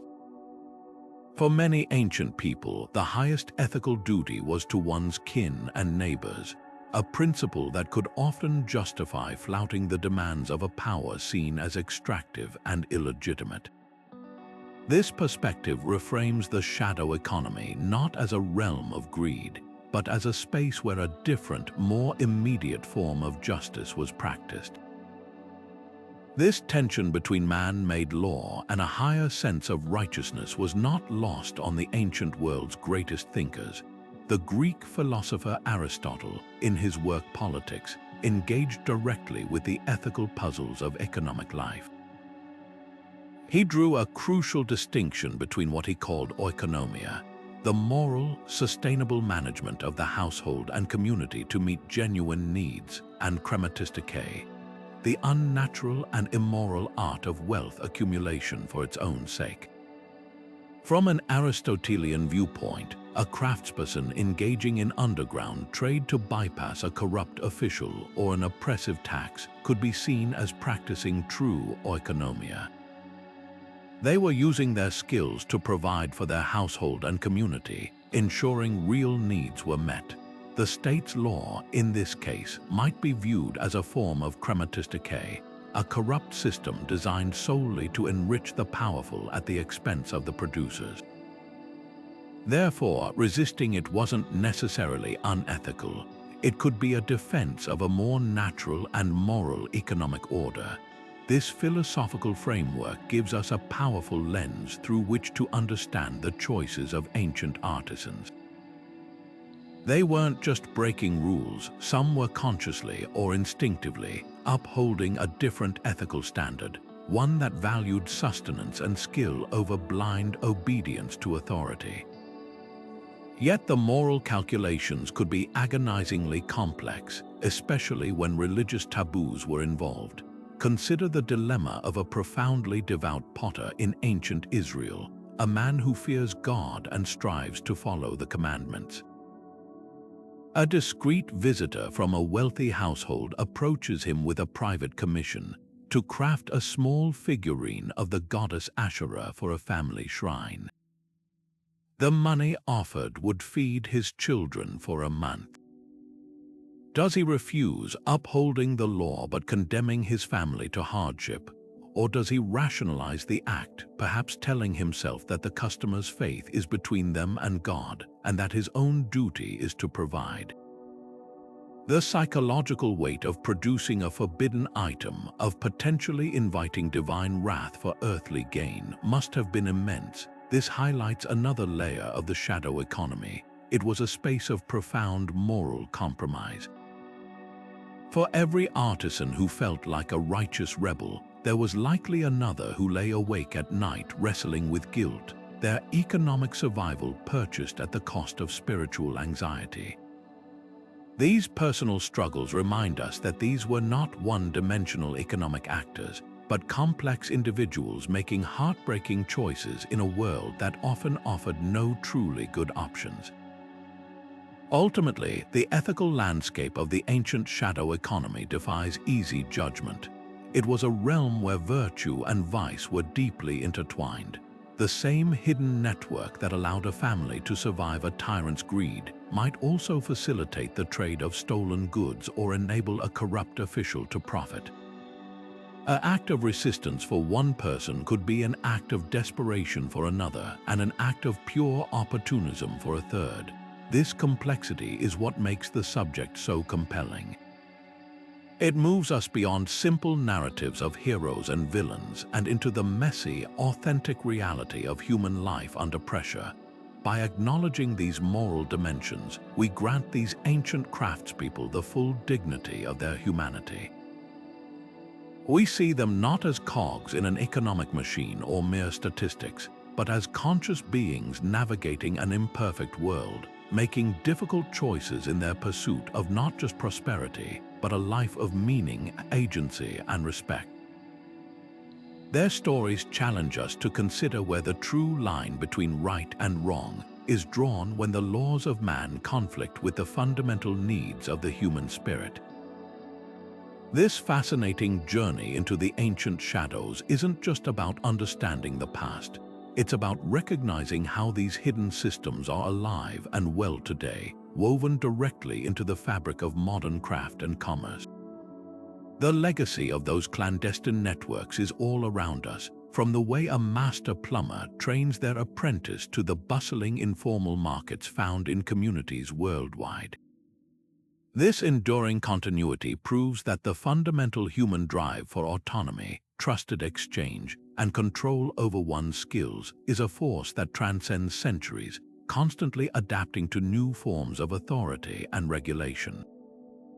Consider the very structure of skilled trades, the modern apprenticeship system where a young person learns a craft not in a classroom but under the direct guidance of a seasoned expert, is a direct descendant of those ancient oral traditions and guild protections. While today's programs are often formalized and licensed, the core principle remains unchanged: the gradual, hands-on transfer of tacit knowledge that can't be fully captured in a manual or a YouTube tutorial. A master electrician doesn't just teach their apprentice how to read a wiring diagram. They share the tricks of the trade learned through decades of experience: which brands of wire are most reliable, how to troubleshoot a mysterious short circuit, how to negotiate a fair price with a supplier. This knowledge is a form of modern-day trade secret, shared within a circle of trust just as it was among medieval stonemasons. It creates value and ensures quality, but it also maintains a layer of professional autonomy, a buffer against the full standardization and commodification of their skill. This isn't about withholding information maliciously. It's about preserving the craft's integrity and the artisan's ability to earn a living from their hard-won expertise, a concern any Roman glassblower or Mesopotamian potter would have understood instantly. This spirit of secrecy for protection evolves into something even more pronounced in the world of high-end artisanal craftsmanship. The famed champagne houses of France guard their specific cuvée blends with a level of security that would impress a royal treasurer, with only a handful of people knowing the exact proportions of wines from different vintages and vineyards. The recipe for a specific color of paint used by a renowned artist, or the exact chemical process for creating a unique ceramic glaze, are often treated as state secrets within a studio. This isn't merely about branding, it's a direct echo of the ancient metallurgist who hid his steel recipe or the medieval alchemist who wrote his notes in code. In a globalized economy where designs can be copied and mass-produced overnight, this secrecy is the primary defense a small artisan has to protect their unique product and their livelihood. It's the modern equivalent of working in a hidden workshop, ensuring that their innovation and artistic signature cannot be easily stripped away and sold by a larger, impersonal entity. Perhaps the most visible legacy, however, is the persistence of informal and barter-based economies, which operate with striking similarity to their ancient counterparts. In towns across the globe, it's not uncommon to find a local mechanic who will fix a farmer's truck in exchange for a side of beef, or a graphic designer who will create a logo for a restaurant in return for a year of free meals. Online platforms and local time banks have now digitized and scaled this ancient practice, but the core principle of value exchange without official currency remains identical.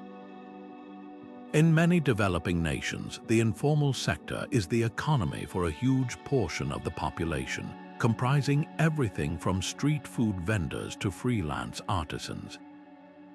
These networks provide resilience just as they did in antiquity.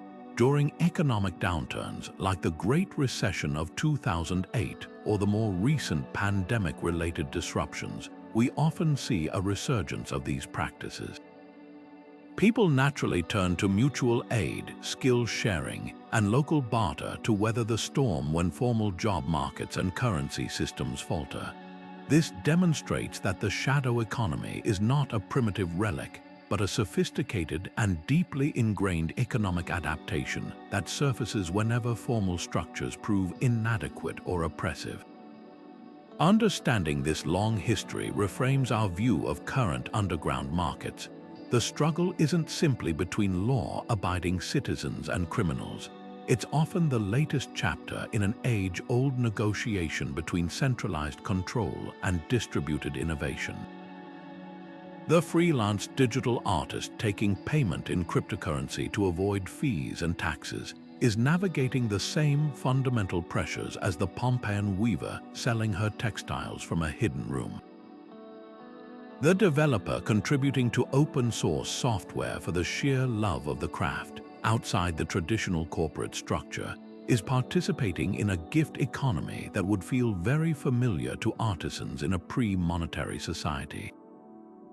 These continuities remind us that economic systems are not natural laws, but human inventions, and that the informal, trust-based networks of the shadow economy have always been a vital source of resilience, creativity, and human connection, constantly reminding the formal world that where there is a need, a way will always be found. But while the pressures of taxation and religious doctrine certainly pushed artisans into secrecy, one of the most fundamental and inescapable drivers of the shadow economy was the raw, physical reality of scarcity. In a world without global supply chains, the availability of essential materials, wood, metal, stone, wool, could mean the difference between prosperity and collapse. When rulers and temples controlled these vital resources, often hoarding them for grand projects or elite consumption, ordinary craftspeople faced a stark choice: cease working or find a way to acquire what they needed outside the official system. This relentless pressure of environmental and resource constraints didn't just create shadow activities. It actively shaped them, fostering incredible ingenuity and forcing innovations in recycling and efficiency that official workshops with their guaranteed supply had no need to develop.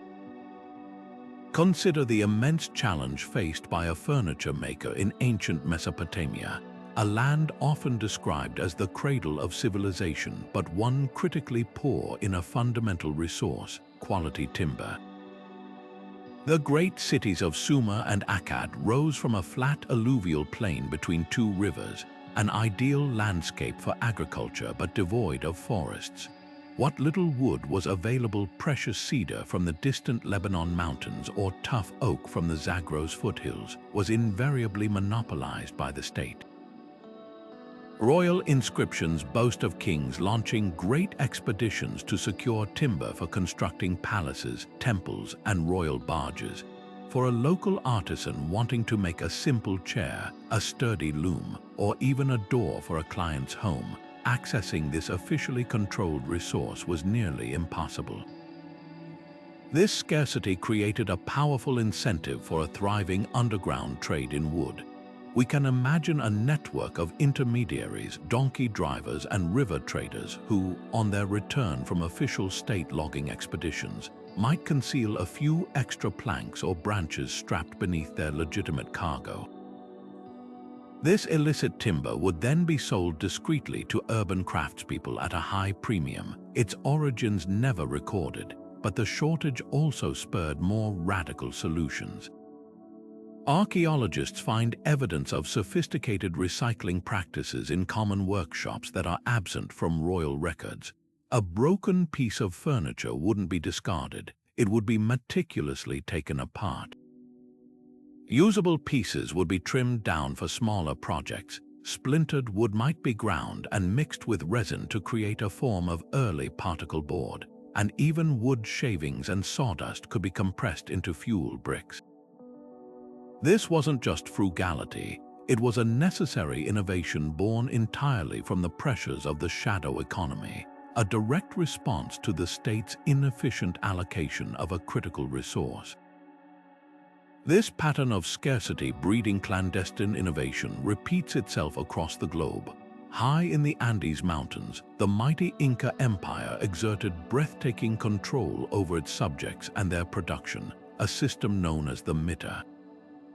The state maintained vast herds of alpacas and vicuñas, and the distribution of their precious wool was strictly regulated. The finest vicuña fiber, incredibly soft and warm, was reserved exclusively for the nobility and for offerings to the gods. Commoners were often left with rougher llama wool for their own clothing, but the demand for beautiful, high-quality textiles was universal. This disconnect between official allocation and popular desire inevitably gave rise to a shadow economy in fibers. It's not difficult to envision a scenario where a state-supervised weaver, working on a tapestry for the emperor, might discreetly set aside a small handful of the exquisite vicuña wool allotted to her. Over time, these small savings could be bundled together and traded through a trusted network to an independent weaver in a remote village, who would use it to create a magnificent, unauthorized poncho for a local kuroka, or village headman, who wanted to subtly assert his status outside the strict imperial hierarchy. Beyond outright diversion, the constraints also led to technical ingenuity.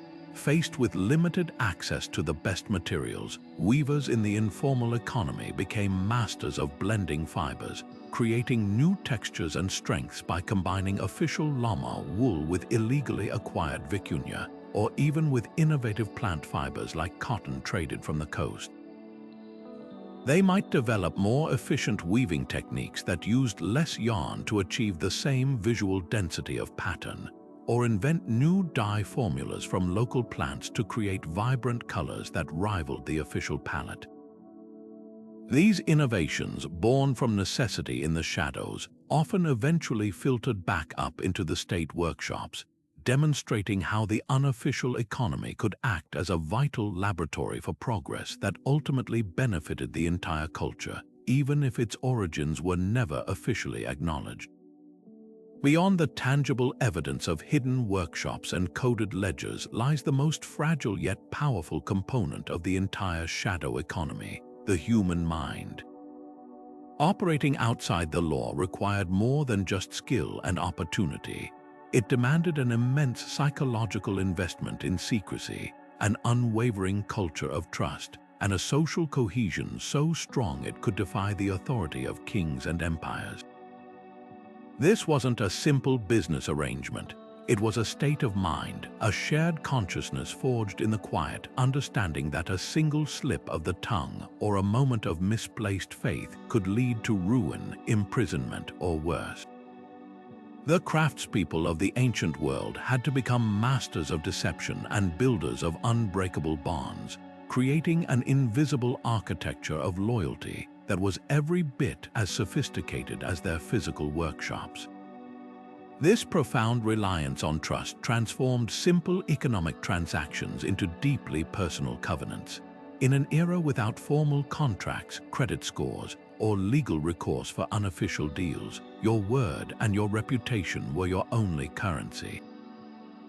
A potter agreeing to secretly hold back a portion of his production for a private merchant wasn't just making a deal. He was entering into a relationship where the consequences of betrayal were catastrophic. This fostered an environment where social connections became paramount. Deals were made not with strangers, but within extended family clans, through long-standing guild affiliations, or between members of the same religious or ethnic minority group. These pre-existing bonds provided a ready-made framework of trust and a powerful deterrent against dishonesty. To cheat a business partner was to bring shame upon your entire family, or to be ostracized from the very community that provided your identity and safety net. This immense social pressure was often a far more effective enforcement mechanism than any royal law. To solidify these bonds and protect their activities, artisans developed intricate, almost ritualistic systems of signals and symbols that functioned as a secret language. We can imagine a scenario in a bustling Athenian marketplace. A blacksmith from a nearby village looking to sell a few extra untaxed iron blades wouldn't openly advertise. Instead, he might have a specific, subtle sign, a particular way of arranging his tools on his cart, or a unique pattern woven into his tunic. This signal would be meaningless to the tax collector walking the stalls, but to a network of trusted intermediaries and buyers, it was a clear invitation to approach and negotiate discreetly. In medieval Europe, stonemasons traveling between cathedral projects used secret handshakes and passwords to identify themselves to one another, ensuring that only verified members of their craft could access work sites and receive the standardized wages their network had established. These weren't just quirky traditions, they were essential security protocols. They created a boundary between the inner circle and the outside world, allowing information and goods to flow freely among initiates while remaining invisible to authorities. The psychological effect was powerful. It created a sense of belonging to an elite, secretive fraternity, reinforcing loyalty and making members feel like guardians of sacred knowledge. Perhaps no example better illustrates the fusion of psychology and secrecy than the legendary jade carvers of ancient China. Jade was more than a material. It was a substance of immense spiritual and political significance, revered as the embodiment of heaven's virtue and the ultimate symbol of imperial power. The finest carvers who could transform this incredibly hard stone into objects of ethereal beauty were highly sought after by the emperor's court. To be conscripted into the imperial workshops meant a life of comfortable servitude, your every need provided for, but your techniques and your entire output becoming the sole property of the emperor. For a master carver, this was a fortune bargain. It meant sacrificing their autonomy, their personal artistic legacy, and their ability to profit directly from their own genius. Many chose to resist this appropriation by retreating into the ultimate safe space, the family. Jade working techniques were not written down but were passed down orally and through demonstration from father to son, mother to daughter, within tightly knit clans. These families often developed their own unique stylistic signatures, a specific way of depicting a dragon's claw, a particular method for achieving a certain translucent glow that served as a silent brand of their independent work.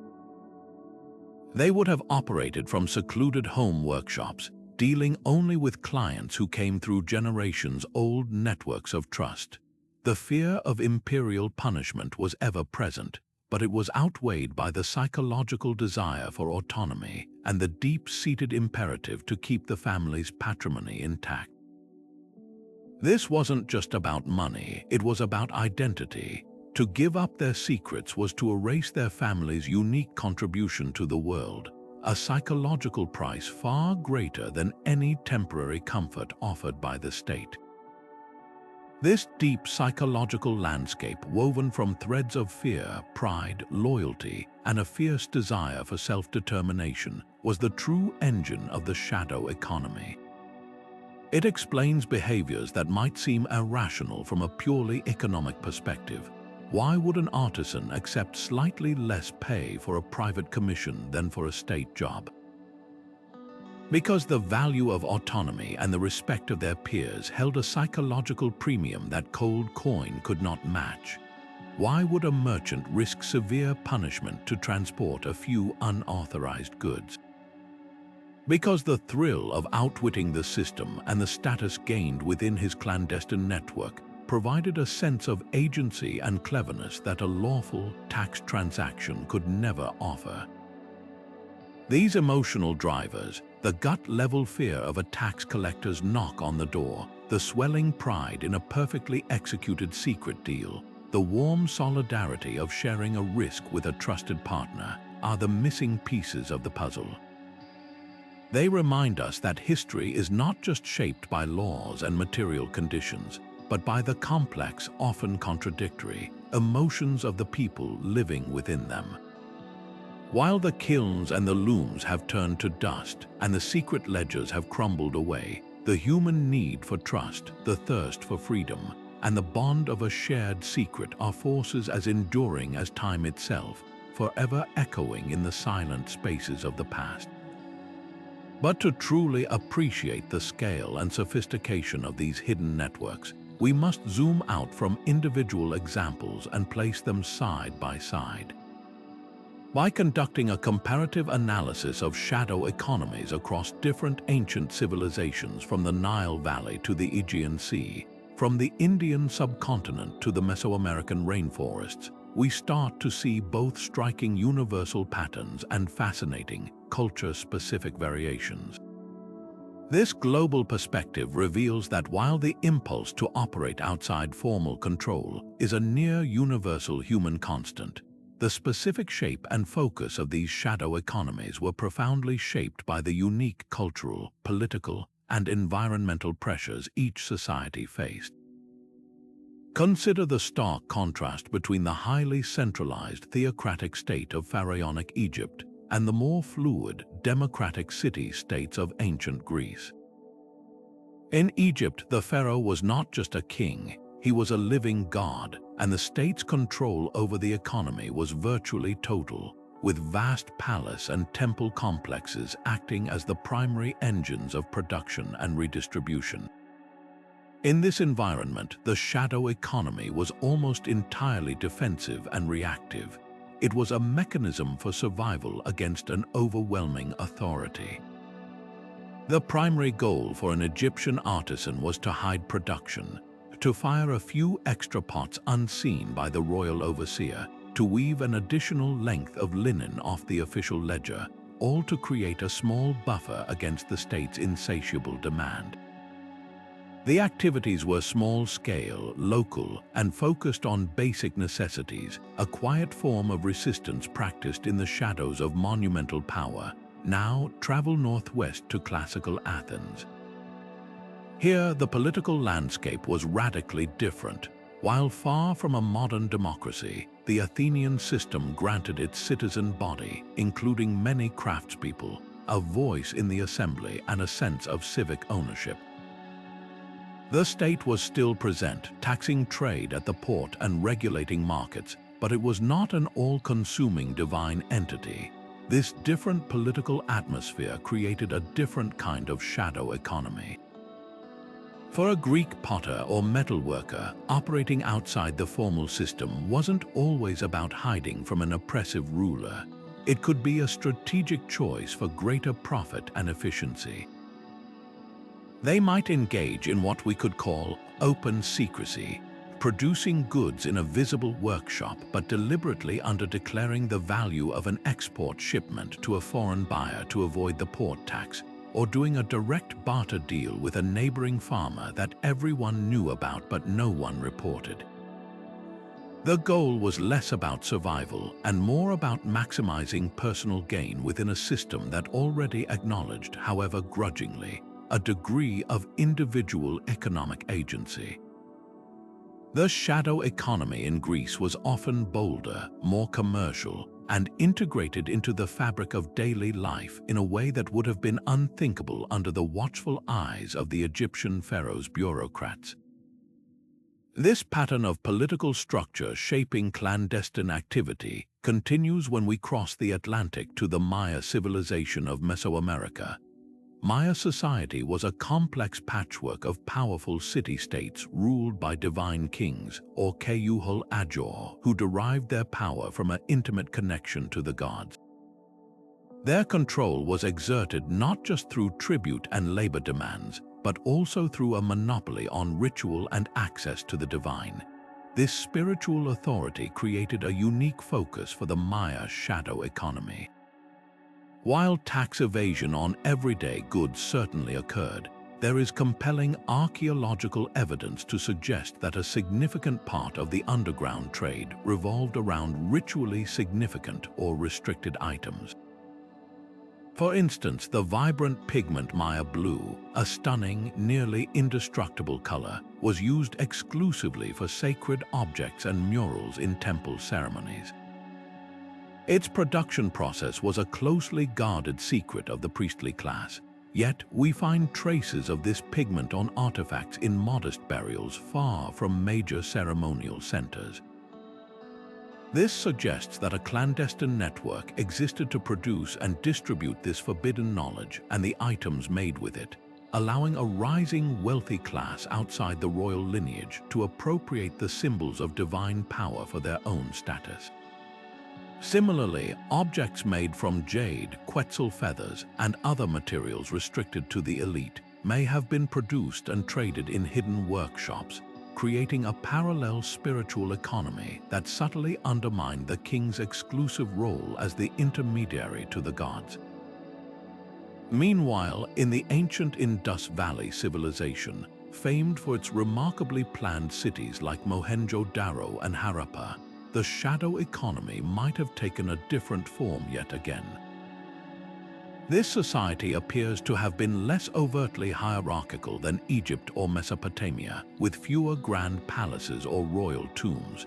Their system of governance remains a mystery, but the incredible uniformity in brick sizes, weights, and measures across a vast region suggests a high degree of coordination. In such a meticulously ordered society, the shadow economy may not have been about resisting a greedy ruler, but about circumventing a stifling, hyper-standardized system. An artisan might have secretly experimented with a new pottery design that broke from the standardized forms, creating unique pieces for a private clientele that valued individuality. Or traders might have used the civilization's advanced maritime networks to import luxury materials like lapis lazuli from Afghanistan or carnelian from Gujarat, outside the official channels that distributed such goods, creating a black market in exotic items for those who could afford them. The very lack of obvious central authority in the archaeological record makes the Indus Valley a fascinating case study, suggesting that shadow economies can flourish not just in opposition to tyrannical states, but also as a way to inject flexibility and personal choice into societies that prioritize collective uniformity above all else. This comparative lens is incredibly powerful. It moves us beyond a simple story of people versus the state and into a much richer understanding of how human creativity adapts to different forms of control.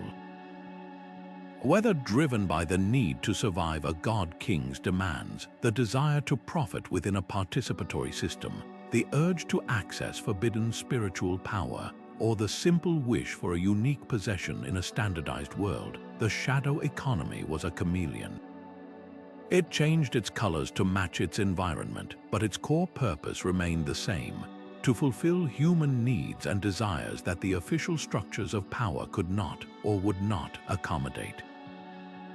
By seeing these patterns across cultures, we understand that these hidden networks were not a peripheral footnote to history, but a central and dynamic force, as diverse and adaptable as humanity itself. For the vast majority of ancient craftspeople, the choice wasn't a simple binary of working for the state or working against it. Their economic reality was far more nuanced and fluid, a constant dance between the light of official recognition and the shadows of private enterprise. Rather than two separate, warring systems, the formal and shadow economies functioned more like interconnected chambers of the same heart, each pumping lifeblood through the body of ancient society in a rhythm dictated by circumstance, opportunity, and sheer necessity. The most successful artisans weren't rebels hiding in the dark. They were savvy entrepreneurs who had learned to master both worlds, moving seamlessly between them to build a life of resilience and security for themselves and their families. Imagine a skilled bronze smith living in a bustling city of the Neo-Assyrian Empire. By day, he works in a state-sanctioned workshop, fulfilling a royal commission for a set of ceremonial spearheads to be carried by the palace guard. This work is steady and reliable. He receives official rations of copper and tin from the imperial stores, and his output is meticulously recorded on a cuneiform tablet by a royal scribe. This is his formal economic life, visible, documented, and under the watchful eye of authority. But when the sun sets and the overseer departs, the smith's work is not done. Using the skills honed on the state's time and perhaps even saving tiny, unnoticed scraps of metal from each official allocation, he fires up his forge for a second shift. In this hidden, domestic space, he is his own master. Here he crafts delicate bronze fibulae or brooches, intricately decorated with local motifs that would never be approved for the austere royal style.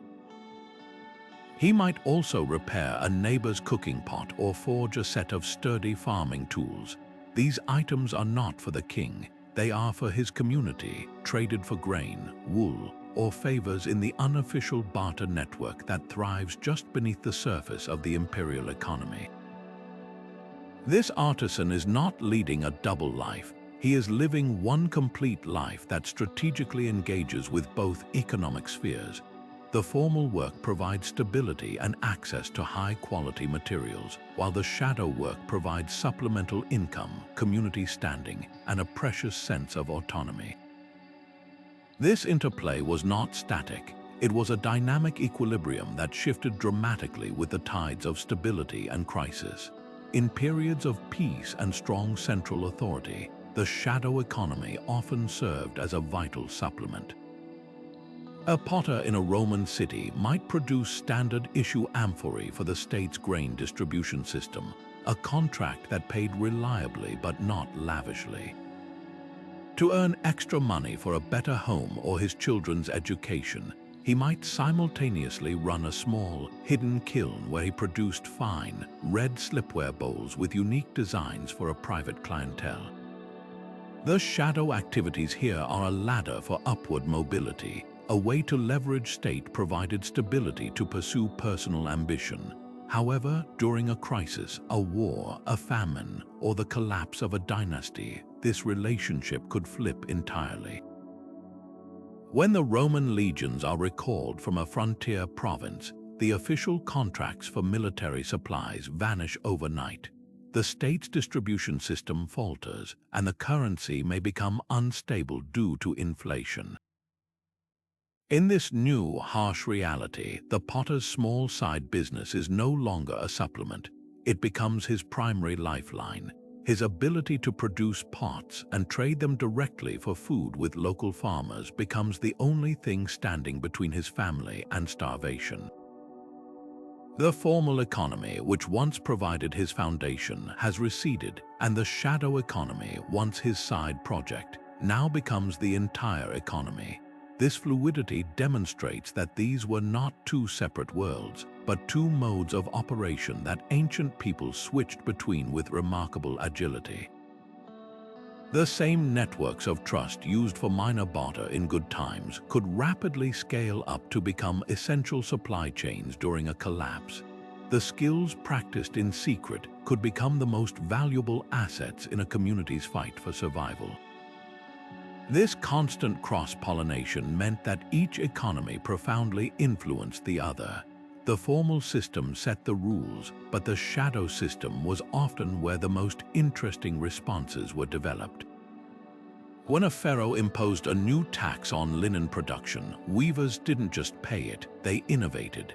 They might begin to underreport their output, or they might develop a new, lighter weight fabric that used less flax per bolt, allowing them to meet their tax quota while holding back more material for their own private trade. This innovation, born from the need to evade, might later be adopted by the state itself if it proved more efficient. Conversely, techniques perfected in royal workshops, a new glazing method for pottery or a superior alloy for bronze, would inevitably leak out into the wider world through those same artisans who worked both sides. A sculptor trained on a massive royal statue would take those advanced stone cutting techniques back to his village and use them on smaller, private commissions, raising the overall standard of craftsmanship in the region. The state tried to build walls around knowledge, but the artisans, who were the living vessels of that knowledge, naturally carried it with them wherever they went. This deep interconnection completely shatters the modern myth of a clear line between the legal and the illegal, the official and the unofficial, in the ancient world. For a craftsperson, navigating this landscape was not about morality, it was about pragmatism. It was a sophisticated risk management strategy. Relying solely on the state was dangerous, as patronage could be fickle and crises were common. Relying solely on the shadow economy was also risky, as it lacked the protection and steady resources that came with formal work. The most secure path was to cultivate a foothold in both, using each to buffer the weaknesses of the other. This dual existence required intelligence, social skill, and a deep understanding of one's own value. It was the ancient equivalent of a modern investment portfolio diversifying assets to protect against an unpredictable future. By mastering this interplay, the anonymous craftspeople of history did more than just make a living. They built a system of breathtaking resilience that allowed human culture and innovation to endure through the rise and fall of empires, ensuring that the light of progress was never fully extinguished. Yet this constant dance between the official and unofficial economies was profoundly shaped by the very stage on which it was performed, the explosive, chaotic, and vibrant growth of the ancient city itself. Urbanization, the great gathering of humanity into dense, teeming metropolises, didn't just create more people in one place. It created the perfect ecosystem for the shadow economy to evolve from a survival tactic into a sophisticated, entrenched parallel world. The sprawling, crowded cities of antiquity, from the winding alleys of Babylon to the towering insulae of Rome, provided three essential ingredients for clandestine commerce to thrive: intoxicating anonymity, an explosion of diverse demand, and the critical mass of people needed to form powerful, invisible networks. Imagine the sheer, overwhelming scale of a city like Rome at its peak, a throbbing metropolis of over 1 million souls. In a small village, everyone knew everyone else's business. The local potter was your cousin, the blacksmith was your neighbor. Your economic life was conducted in a fishbowl under the watchful eyes of kin and community. But in the vastness of Rome, that familiar social pressure evaporated. You were a face in a crowd, one among countless thousands. A craftsperson could set up a small, unauthorized workshop in the cramped basement of a multi-story apartment building, known as an insula, and operate for years without the local magistrate or the official guilds ever taking notice. The city's immense size and constant churn of people, merchants from abroad, migrants from the countryside, soldiers on leave, provided a cloak of invisibility. A tax collector could never hope to census every single productive space in such a labyrinth. This anonymity was liberating. It allowed a skilled, enslaved person who had been trained by their master to quietly take on private commissions from other residents in their building, earning a few coins to save for their freedom. It enabled a woman, legally constrained from opening a shopfront, to run a thriving textile dyeing operation from her third-story apartment, her clients finding her through whispered recommendations rather than public advertisement. The city's chaos was their camouflage. This anonymity was supercharged by the city's incredible diversity. A major urban center was a melting pot of cultures, religions, and tastes. While the official economy might cater to the homogenized demands of the state or the conservative preferences of the local elite, the shadow economy flourished by serving the niche desires of every other group. In a city like Alexandria, a community of Jewish immigrants might crave specific ritual objects that were not available in the mainstream markets. A Greek philosopher might seek a banned text from a rival school of thought. A soldier from Gaul, stationed far from home, might yearn for a type of beer or a style of jewelry from his homeland. The formal economy was too slow, too rigid, or too disinterested to fulfill these highly specific demands. This created a golden opportunity for underground artisans and merchants. A potter could develop a side business producing small oil lamps with distinctive cultural motifs for different ethnic enclaves. A scribe could make a tidy profit illegally copying and selling forbidden scrolls to a clandestine network of intellectuals. The very diversity of the urban population guaranteed a constant, bubbling demand for goods and services that existed outside the sanctioned economy, and the shadow networks were always there, agile and responsive to meet it. And to organize this vast, hidden marketplace, urbanization provided one final, crucial element: the ability to form powerful collectives in secret. The crowded, densely populated neighborhoods of ancient cities became the incubators for underground guilds and associations.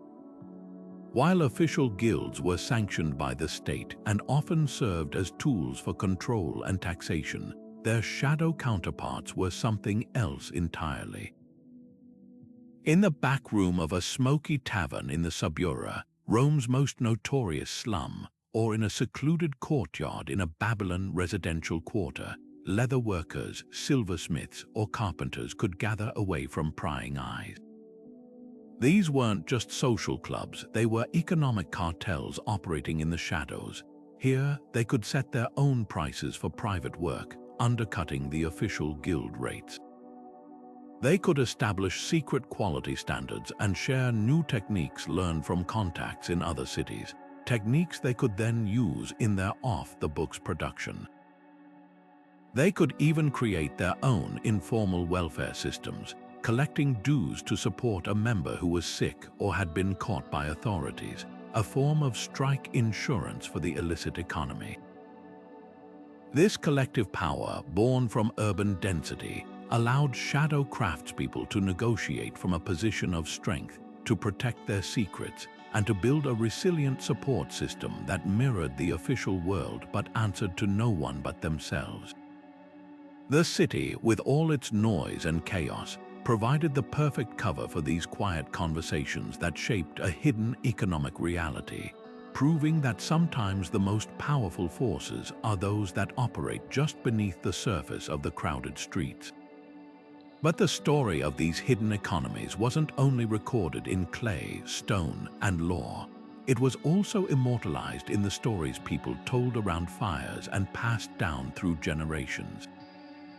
Folktales, myths, and legends often serve as a society's subconscious, preserving echoes of real-world anxieties, aspirations, and experiences in a symbolic language. And woven through these ancient narratives is a persistent theme: the clever craftsperson using their wits and skill to outsmart corrupt kings, greedy gods, and oppressive systems. These stories, while fictional, offer us a priceless window into how shadow economies were perceived, admired, and even romanticized in the cultural imagination, revealing the deep-seated human desire for autonomy that resonated far beyond the workshop. Consider the quintessential artisan of Greek myth, Daedalus. His story is a masterclass in the duality of the ancient craftsperson's relationship with power. He is first and foremost the ultimate state-sponsored artist, employed by King Minos of Crete to build the labyrinth, a brilliant and monstrous piece of architectural propaganda designed to conceal the Minotaur and protect the king's shame. Daedalus serves the throne with his genius, much like the countless anonymous artisans who built the pyramids or the ziggurats, but the story doesn't end there. When Daedalus falls out of favor and he and his son Icarus are imprisoned within the very maze he designed, he doesn't submit. He turns his craft to a new, secret purpose: escape. Using his intimate knowledge of materials, wax, feathers, wood, he fashions wings, a technology of liberation created in the shadows, away from the king's gaze. The myth perfectly encapsulates the artisan's journey from servant of the state to master of his own destiny through clandestine innovation. Daedalus's wings are the ultimate symbol of the shadow economy, a product of supreme skill, created off the books for a personal goal that directly subverts the authority that sought to control him.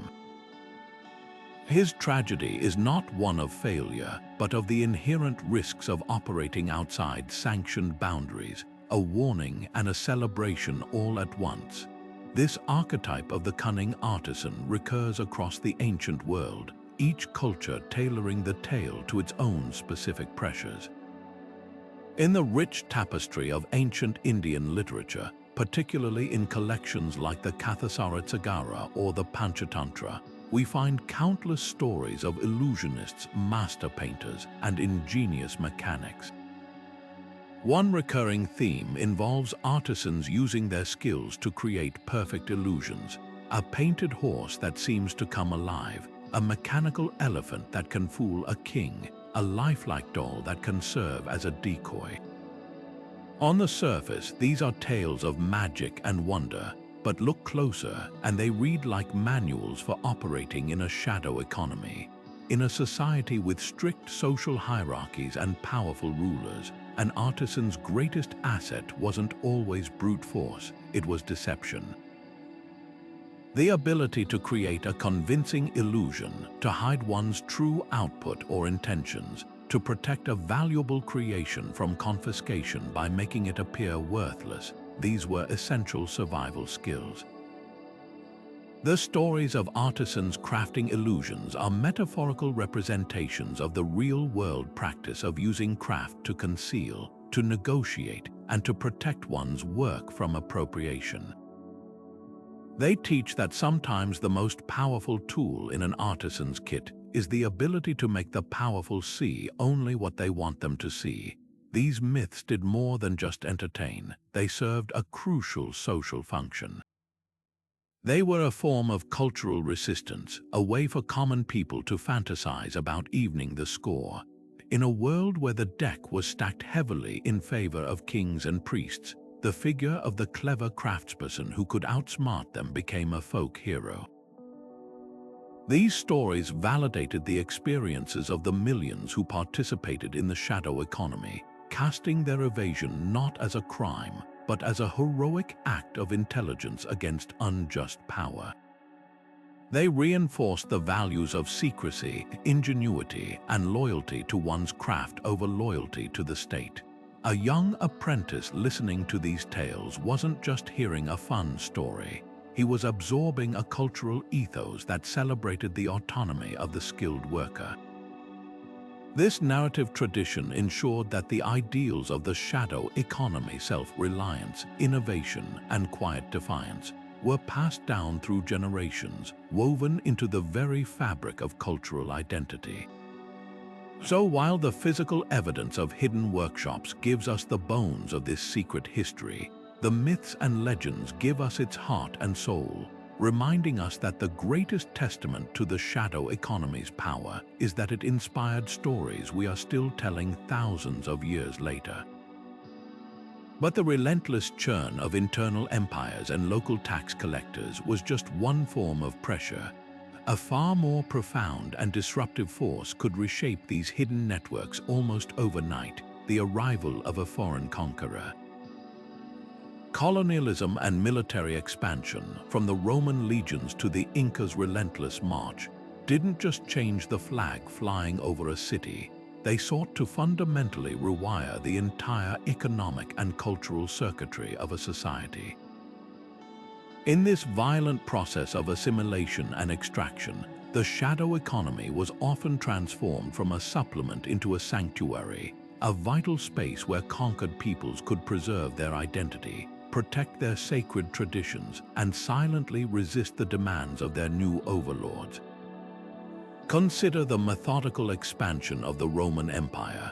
As legions conquered new territories from Britannia to Dacia, they didn't just bring soldiers, they brought a comprehensive economic package designed for maximum extraction. This almost always included the immediate imposition of new, heavy taxes, payable in Roman currency or specific commodities demanded by the state. For a local Celtic metalworker in Gaul or a Dacian potter, this created an instant crisis. Their existing barter networks and production styles were suddenly rendered illegitimate or heavily taxed. The beautiful, distinctive swirling designs of Celtic torques or the unique form of a local storage jar had no value to a Roman quartermaster who wanted standardized spearheads and mass-produced amphorae. Faced with this existential threat to their craft and their livelihood, many artisans made a calculated retreat. They began to operate a dual production system. Out in the open, they might produce the crude, functional goods required by the Roman authorities' simple pottery, basic tools, to meet their tax obligations and avoid punishment. But in hidden, secluded workshops, often located in remote areas away from the new Roman towns, they would continue their traditional work. Here, they would craft the intricate jewelry, the spiritually significant votive figures, and the culturally specific pottery forms that their own people still valued. This clandestine production became an act of cultural preservation. A secretly crafted Celtic brooch was no longer just a piece of jewelry. It was a silent declaration that the culture of the conqueror would not have the final word. These items would be traded discreetly at night markets, buried with loved ones in graves far from Roman eyes, or kept as hidden family heirlooms, their very existence a form of quiet defiance against cultural erasure. A parallel story unfolded, though with different details, on the other side of the world during the Inca Empire's explosive growth. The Inca implemented a remarkably efficient and coercive system of economic control known as the mita, a labor tax that required conquered peoples to work for the state for a certain period each year. Highly skilled artisans, textile weavers, metalworkers, potters, were often conscripted and relocated to state-controlled workshops to produce goods exclusively for the Inca elite and for state religious ceremonies. This was a brutal form of brain drain, stripping local communities of their best craftspeople and their cultural output. However, this oppressive system also had an unintended consequence. It fiercely incentivized the growth of a shadow economy back in the subjugated villages. With their master weavers taken away, the remaining community members, often women, and the elderly would have redoubled their efforts to maintain their own traditional textile patterns and weaving techniques in secret. Using local, undyed alpaca wool that wouldn't attract the attention of Inca inspectors who sought the state-controlled, vibrantly colored fabrics, they might weave patterns that told their people's stories or represented their local deities, hiding these textiles within the home or using them in clandestine ceremonies.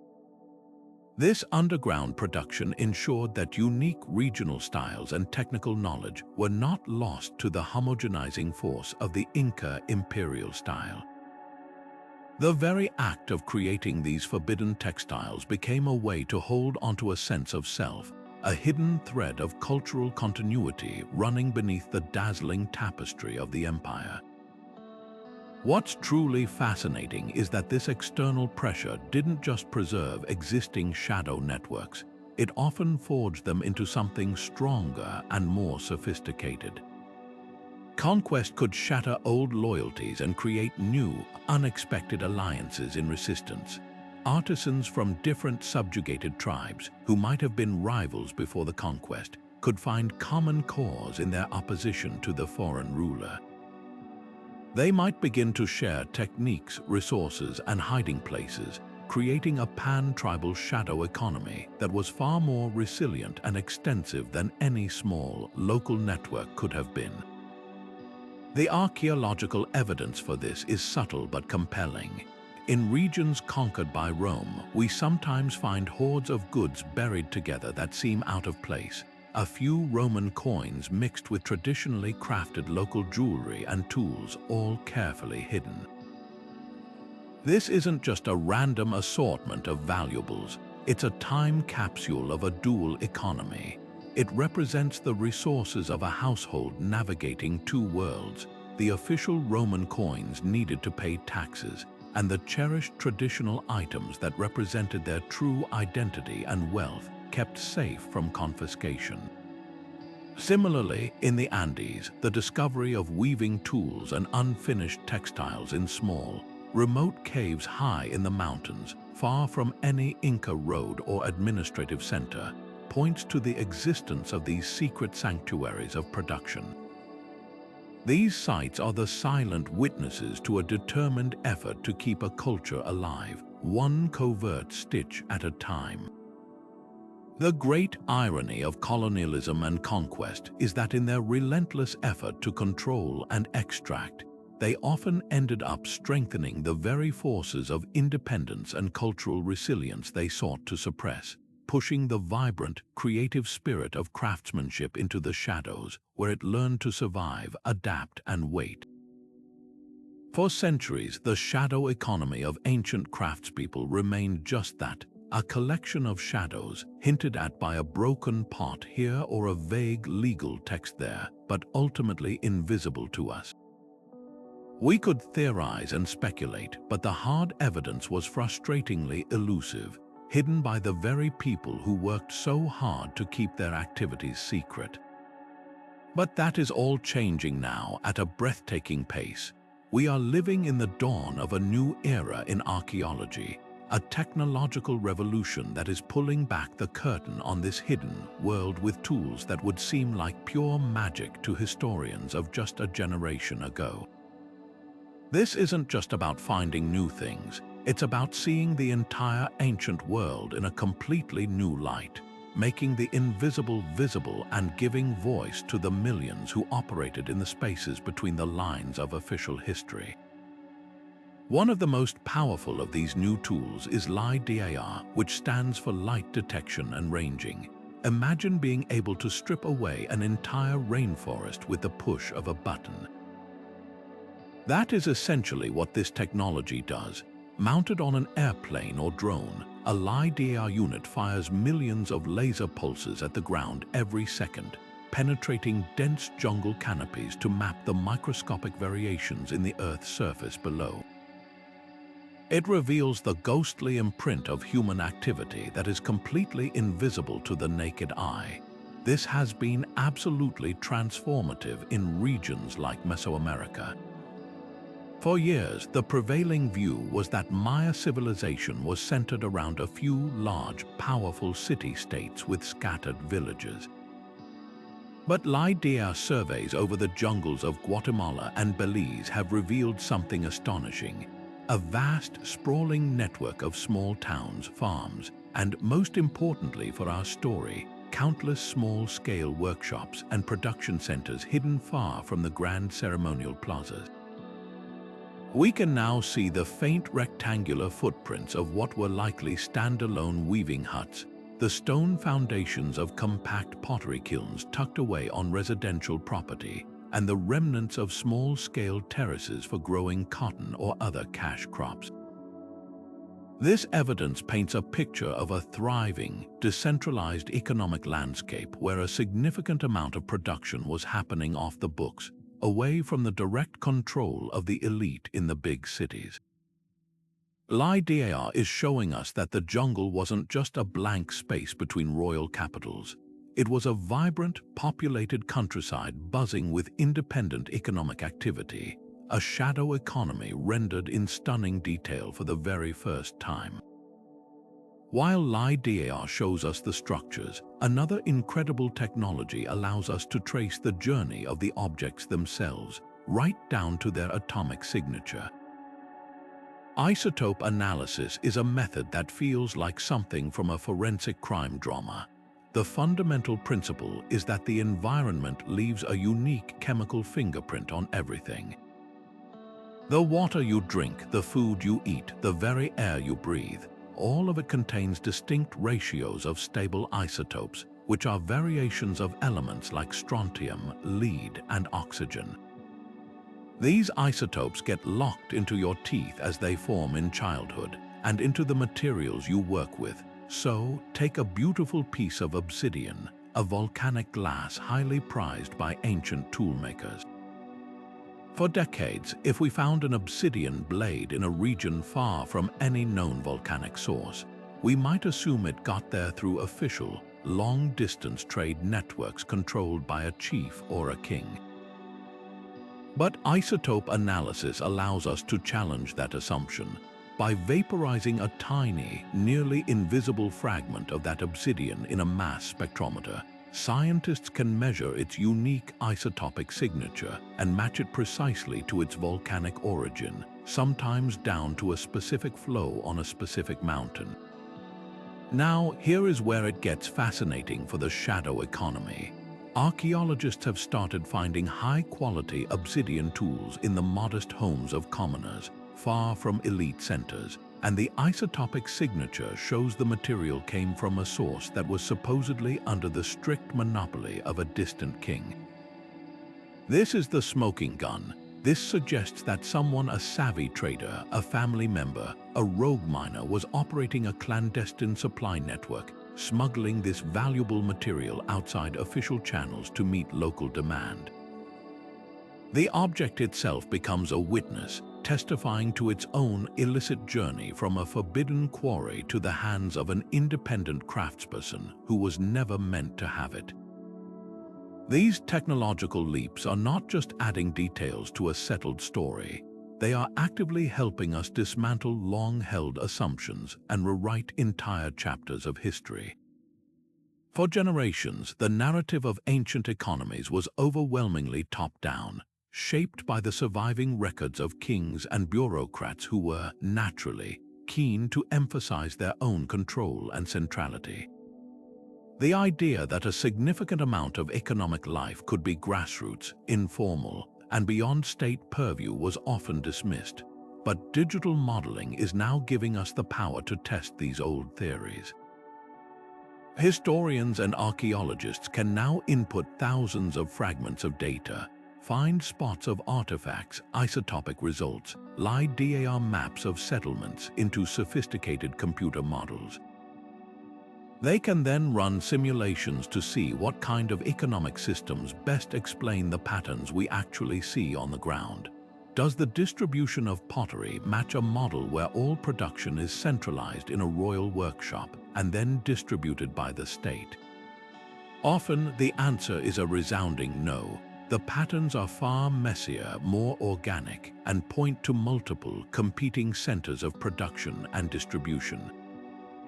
These models allow us to move beyond the bias of the written record and see the ancient economy as it was actually lived, a complex ecosystem where formal and informal systems were constantly intertwined and interacting. It allows us to quantify the unquantifiable, to give scale and weight to the shadow economy in a way that was previously impossible. We can now start to ask and even answer questions like, what percentage of total economic activity might have been unofficial? How did that percentage change during a drought or a war? This is a profound shift from guessing to modeling, from speculation to simulation. The combined power of these tools is doing more than just filling in gaps in our knowledge. It is fundamentally restoring the humanity and complexity to the ancient world. Every time isotope analysis traces a piece of metal to a secret mine, or LIDAR reveals a hidden workshop, we are not just finding a thing, we are finding a person. We are finding the ambitious merchant who braved a forbidden mountain pass, the rebellious smith who set up a forge in the woods to avoid the royal tax, the family of weavers who supplied their entire village from a loom in their back room. Technology is giving us back their stories, allowing us to see the ancient world not as a static museum diorama ruled by a few stone-faced elites, but as a dynamic, chaotic, and incredibly human place, full of ingenuity, resistance, and the universal desire to carve out a little piece of freedom. The shadows are finally giving up their secrets, and the history we are uncovering is far more interesting than the one we thought we knew. Yet as we shine this new light into the shadows, we must pause and ask a difficult question. Just because we can uncover these hidden histories, does that always mean we should? The study of ancient shadow economies isn't just an academic exercise. It's a field fraught with modern ethical dilemmas that force historians to walk a very careful line. When we delve into stories of tax evasion, smuggling, and rule-breaking, are we inadvertently glorifying illegal activity, even if it happened millennia ago? This becomes particularly thorny when we consider that many of these practices were acts of survival for people crushed under the weight of oppressive systems. There's a risk, however subtle, that by focusing on their cunning and ingenuity, we might romanticize their actions in a way that overlooks the sheer desperation that often drove them. The ancient Egyptian potter hiding his production wasn't a cheeky rebel sticking it to the man. He was a man terrified that his family would starve if the state took its full share. The historian's responsibility is to present that full, unvarnished context to ensure our fascination with their secrets doesn't bleach the struggle and fear out of their stories. This ethical tightrope becomes even more precarious when the shadow activities we study are tied to the traditions of marginalized or indigenous groups. For centuries, the official historical record was written by the powerful, often silencing or distorting the narratives of everyone else. Now, as we use new technologies to uncover their hidden economies, we must be acutely aware that we are handling cultural patrimony that isn't always ours to claim. A perfect example lies in the practices of many Native American tribes. For generations, in the face of colonial pressures and broken treaties, some communities engaged in off-the-books trade and production to maintain their cultural and economic autonomy. Unearthing these histories without the direct involvement and consent of descendant communities risks repeating the sins of the past, extracting knowledge for academic gain without respecting the living people connected to it. The question of who gets to tell these stories and who benefits from them is paramount. It demands a collaborative approach where historians work not just on these communities, but with them, ensuring that the recovery of these hidden narratives serves to empower them in the present, not just to fill a footnote in a textbook. Furthermore, there's a danger of our modern perspectives imposing anachronistic judgments on the ancient world. Labeling an ancient craftsperson a tax evader loads their actions with a contemporary moral weight that may not fit their reality. In many ancient societies, the state's claim to a portion of everyone's labor and production was not seen as an immutable law of nature, but as an ongoing negotiation, a power dynamic that was constantly being tested. For them, hiding a portion of their grain or their goods wasn't necessarily a crime against society. It could be a righteous act of ensuring their household's survival against an extractive and distant power. Our modern concepts of legality and civic duty are poor lenses through which to view their choices. The ethical approach is to strive for what historians call past-mindedness, to understand their actions within their own framework of values, survival, and community obligation, rather than our own. This reflective, nuanced approach ultimately leads us to a richer and more humane understanding of the past. It pushes us to move beyond simplistic binaries of legal versus illegal, moral versus immoral, and instead to see ancient shadow economies for what they truly were: complex, adaptive responses to the real-world challenges of power, scarcity, and identity. They were not monolithic. They encompassed everything from desperate acts of survival to bold entrepreneurial spirit, from the preservation of sacred traditions to the simple human desire for a little bit of beauty and autonomy in a controlled world. By holding ourselves to a high ethical standard in this research, we do more than just avoid modern pitfalls. We honor the complexity of the people we study. We acknowledge that they were not one-dimensional economic actors, but full human beings making difficult choices in a world that offered them very few good options. In doing so, we don't just learn about ancient economies, we learn about the enduring human spirit itself. And so, after this incredible journey through 25 clues, from hidden kilns to coded myths, you might think we've finally illuminated every corner of this ancient shadow economy. But the astonishing truth is that we are standing at the very beginning of a new frontier. The past few decades have given us powerful new tools, but they have also revealed how much we still have left to discover. The future of research in this field is wide open, blazing with possibilities that would have sounded like pure science fiction just a generation ago, promising to rewrite our understanding of the ancient world in ways we can only begin to imagine. One of the most thrilling, unexplored avenues lies in the digital realm. We can now move beyond simply analyzing individual artifacts and start to simulate the entire clandestine system itself. Imagine a team of archaeologists, economists, and computer scientists building an incredibly complex digital model, a massive simulation of the ancient Mediterranean trade routes. They could input all the data we have: prevailing wind patterns, sailing speeds of different ships, the locations of known ports and hidden coves, tax rates at different cities, and the prices of goods like wine, olive oil, and fine pottery. Then they could introduce a variable, a percentage of merchants who are willing to smuggle, to take risks, to use those hidden coves to avoid tariffs. Running this simulation thousands of times could reveal the most probable routes of the shadow economy. It might show us that the tiny, unassuming island everyone ignored was actually the perfect transfer point for illicit goods. It could calculate the economic advantage a potter gained by selling just 10% of his output off the books, proving how transformative that small act could be for a family's prosperity. This isn't just guesswork, it's a way to test our theories on a grand scale, to see the invisible currents of the unofficial economy flow across a digital map, making the abstract tangibly real. Alongside simulation, artificial intelligence is poised to become the greatest codebreaker in history, but its targets won't be military secrets. They'll be the mundane records of daily life that have baffled us for centuries.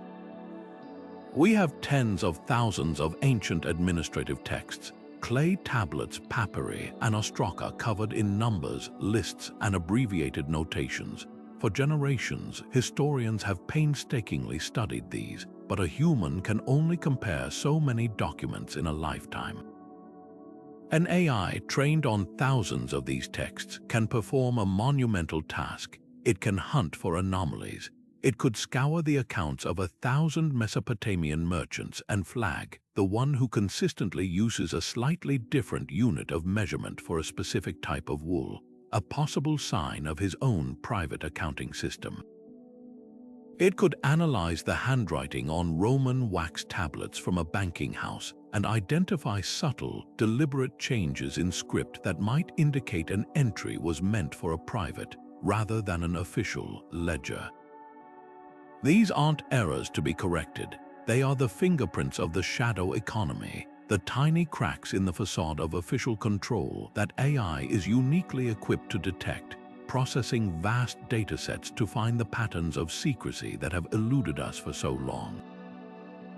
But the future isn't just about new technology. It's also about looking in new places. For too long, the story of the ancient world has been dominated by the so-called cradles of civilization, like Mesopotamia, Egypt, Greece, and Rome.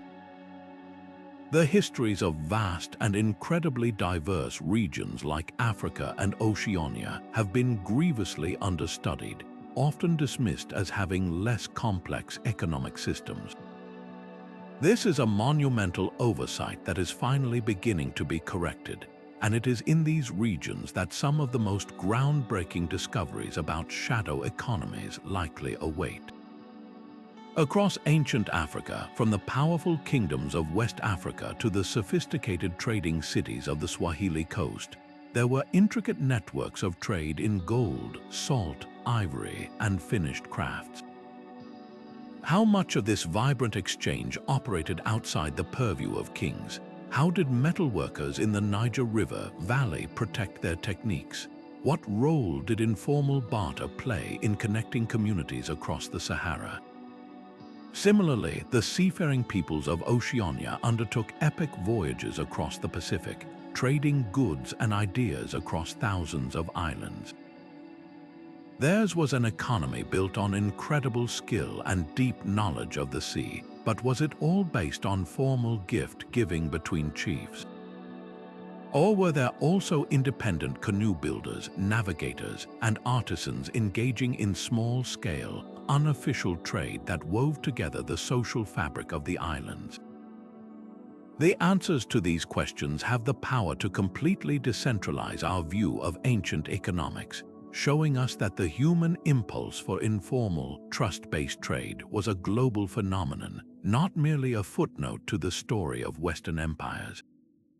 Unlocking these secrets will require a final, crucial shift: the breaking down of the ancient walls between academic disciplines.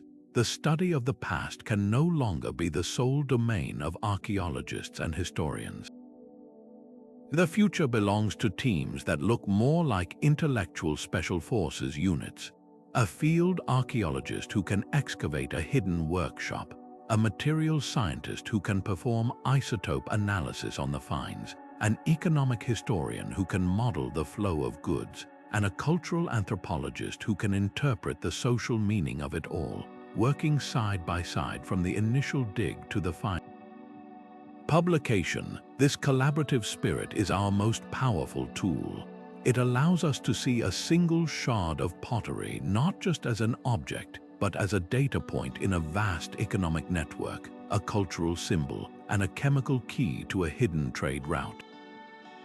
This interdisciplinary approach is the master key that will open the last remaining doors to the shadow economy, revealing an ancient world that was far more dynamic, more connected, and more brilliantly human than we ever dared to believe. The journey is far from over. In truth, the most exciting chapter is just beginning.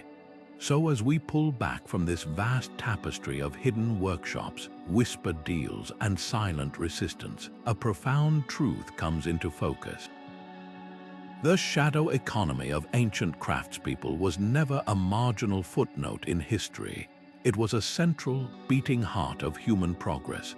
For too long, our gaze has been fixed on the grand monuments and the official decrees of kings and emperors, seeing in them the entirety of the ancient world.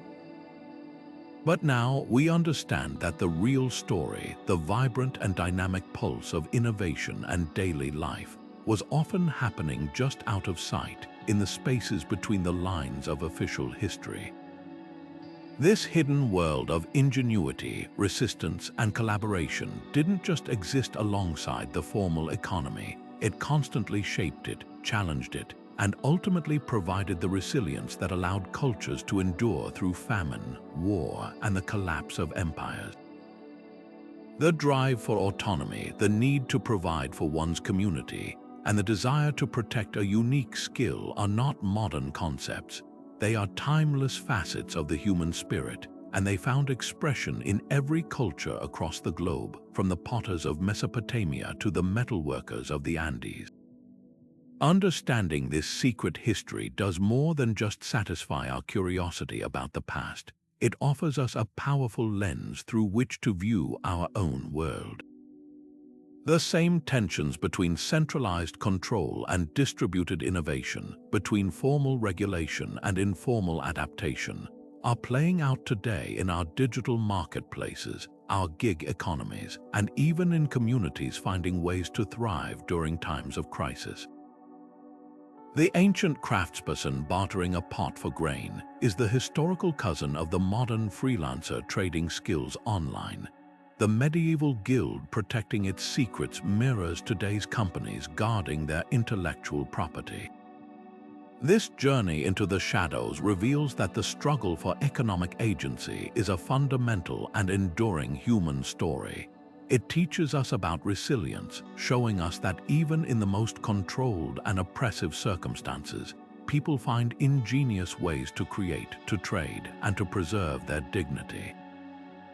It reminds us that innovation rarely comes from the top down, but more often bubbles up from the edges, from the tinkerers and the experimenters working outside the confines of approved systems.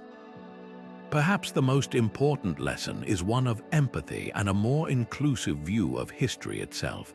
For centuries, the narrative has been dominated by the voices of the powerful, the rulers, the generals, the priests whose stories were carved in stone and written on papyrus. But by learning to read the clues they left behind the hidden kiln, the coded tablet, the subversive symbol on a pot, we can finally hear the whispers of the countless unsung artisans, the woman weaving cloth in her back room, the enslaved metalworker saving every coin for freedom, the anonymous potter who dared to innovate outside the royal style. Theirs is a history written not in words, but in actions, in objects, and in the quiet, unbreakable bonds of trust that formed the foundation of their hidden networks. They were the true builders, not just of objects, but of the very economic and cultural foundations upon which our world was built. Their legacy is a testament to the fact that history is not a singular story of monuments and power, but a multitude of stories about ingenuity, community, and the relentless human drive to shape our own destiny. If this journey into the shadows has changed the way you see the past, we'd love to hear your thoughts in the comments below. And for more explorations into the forgotten corners of history,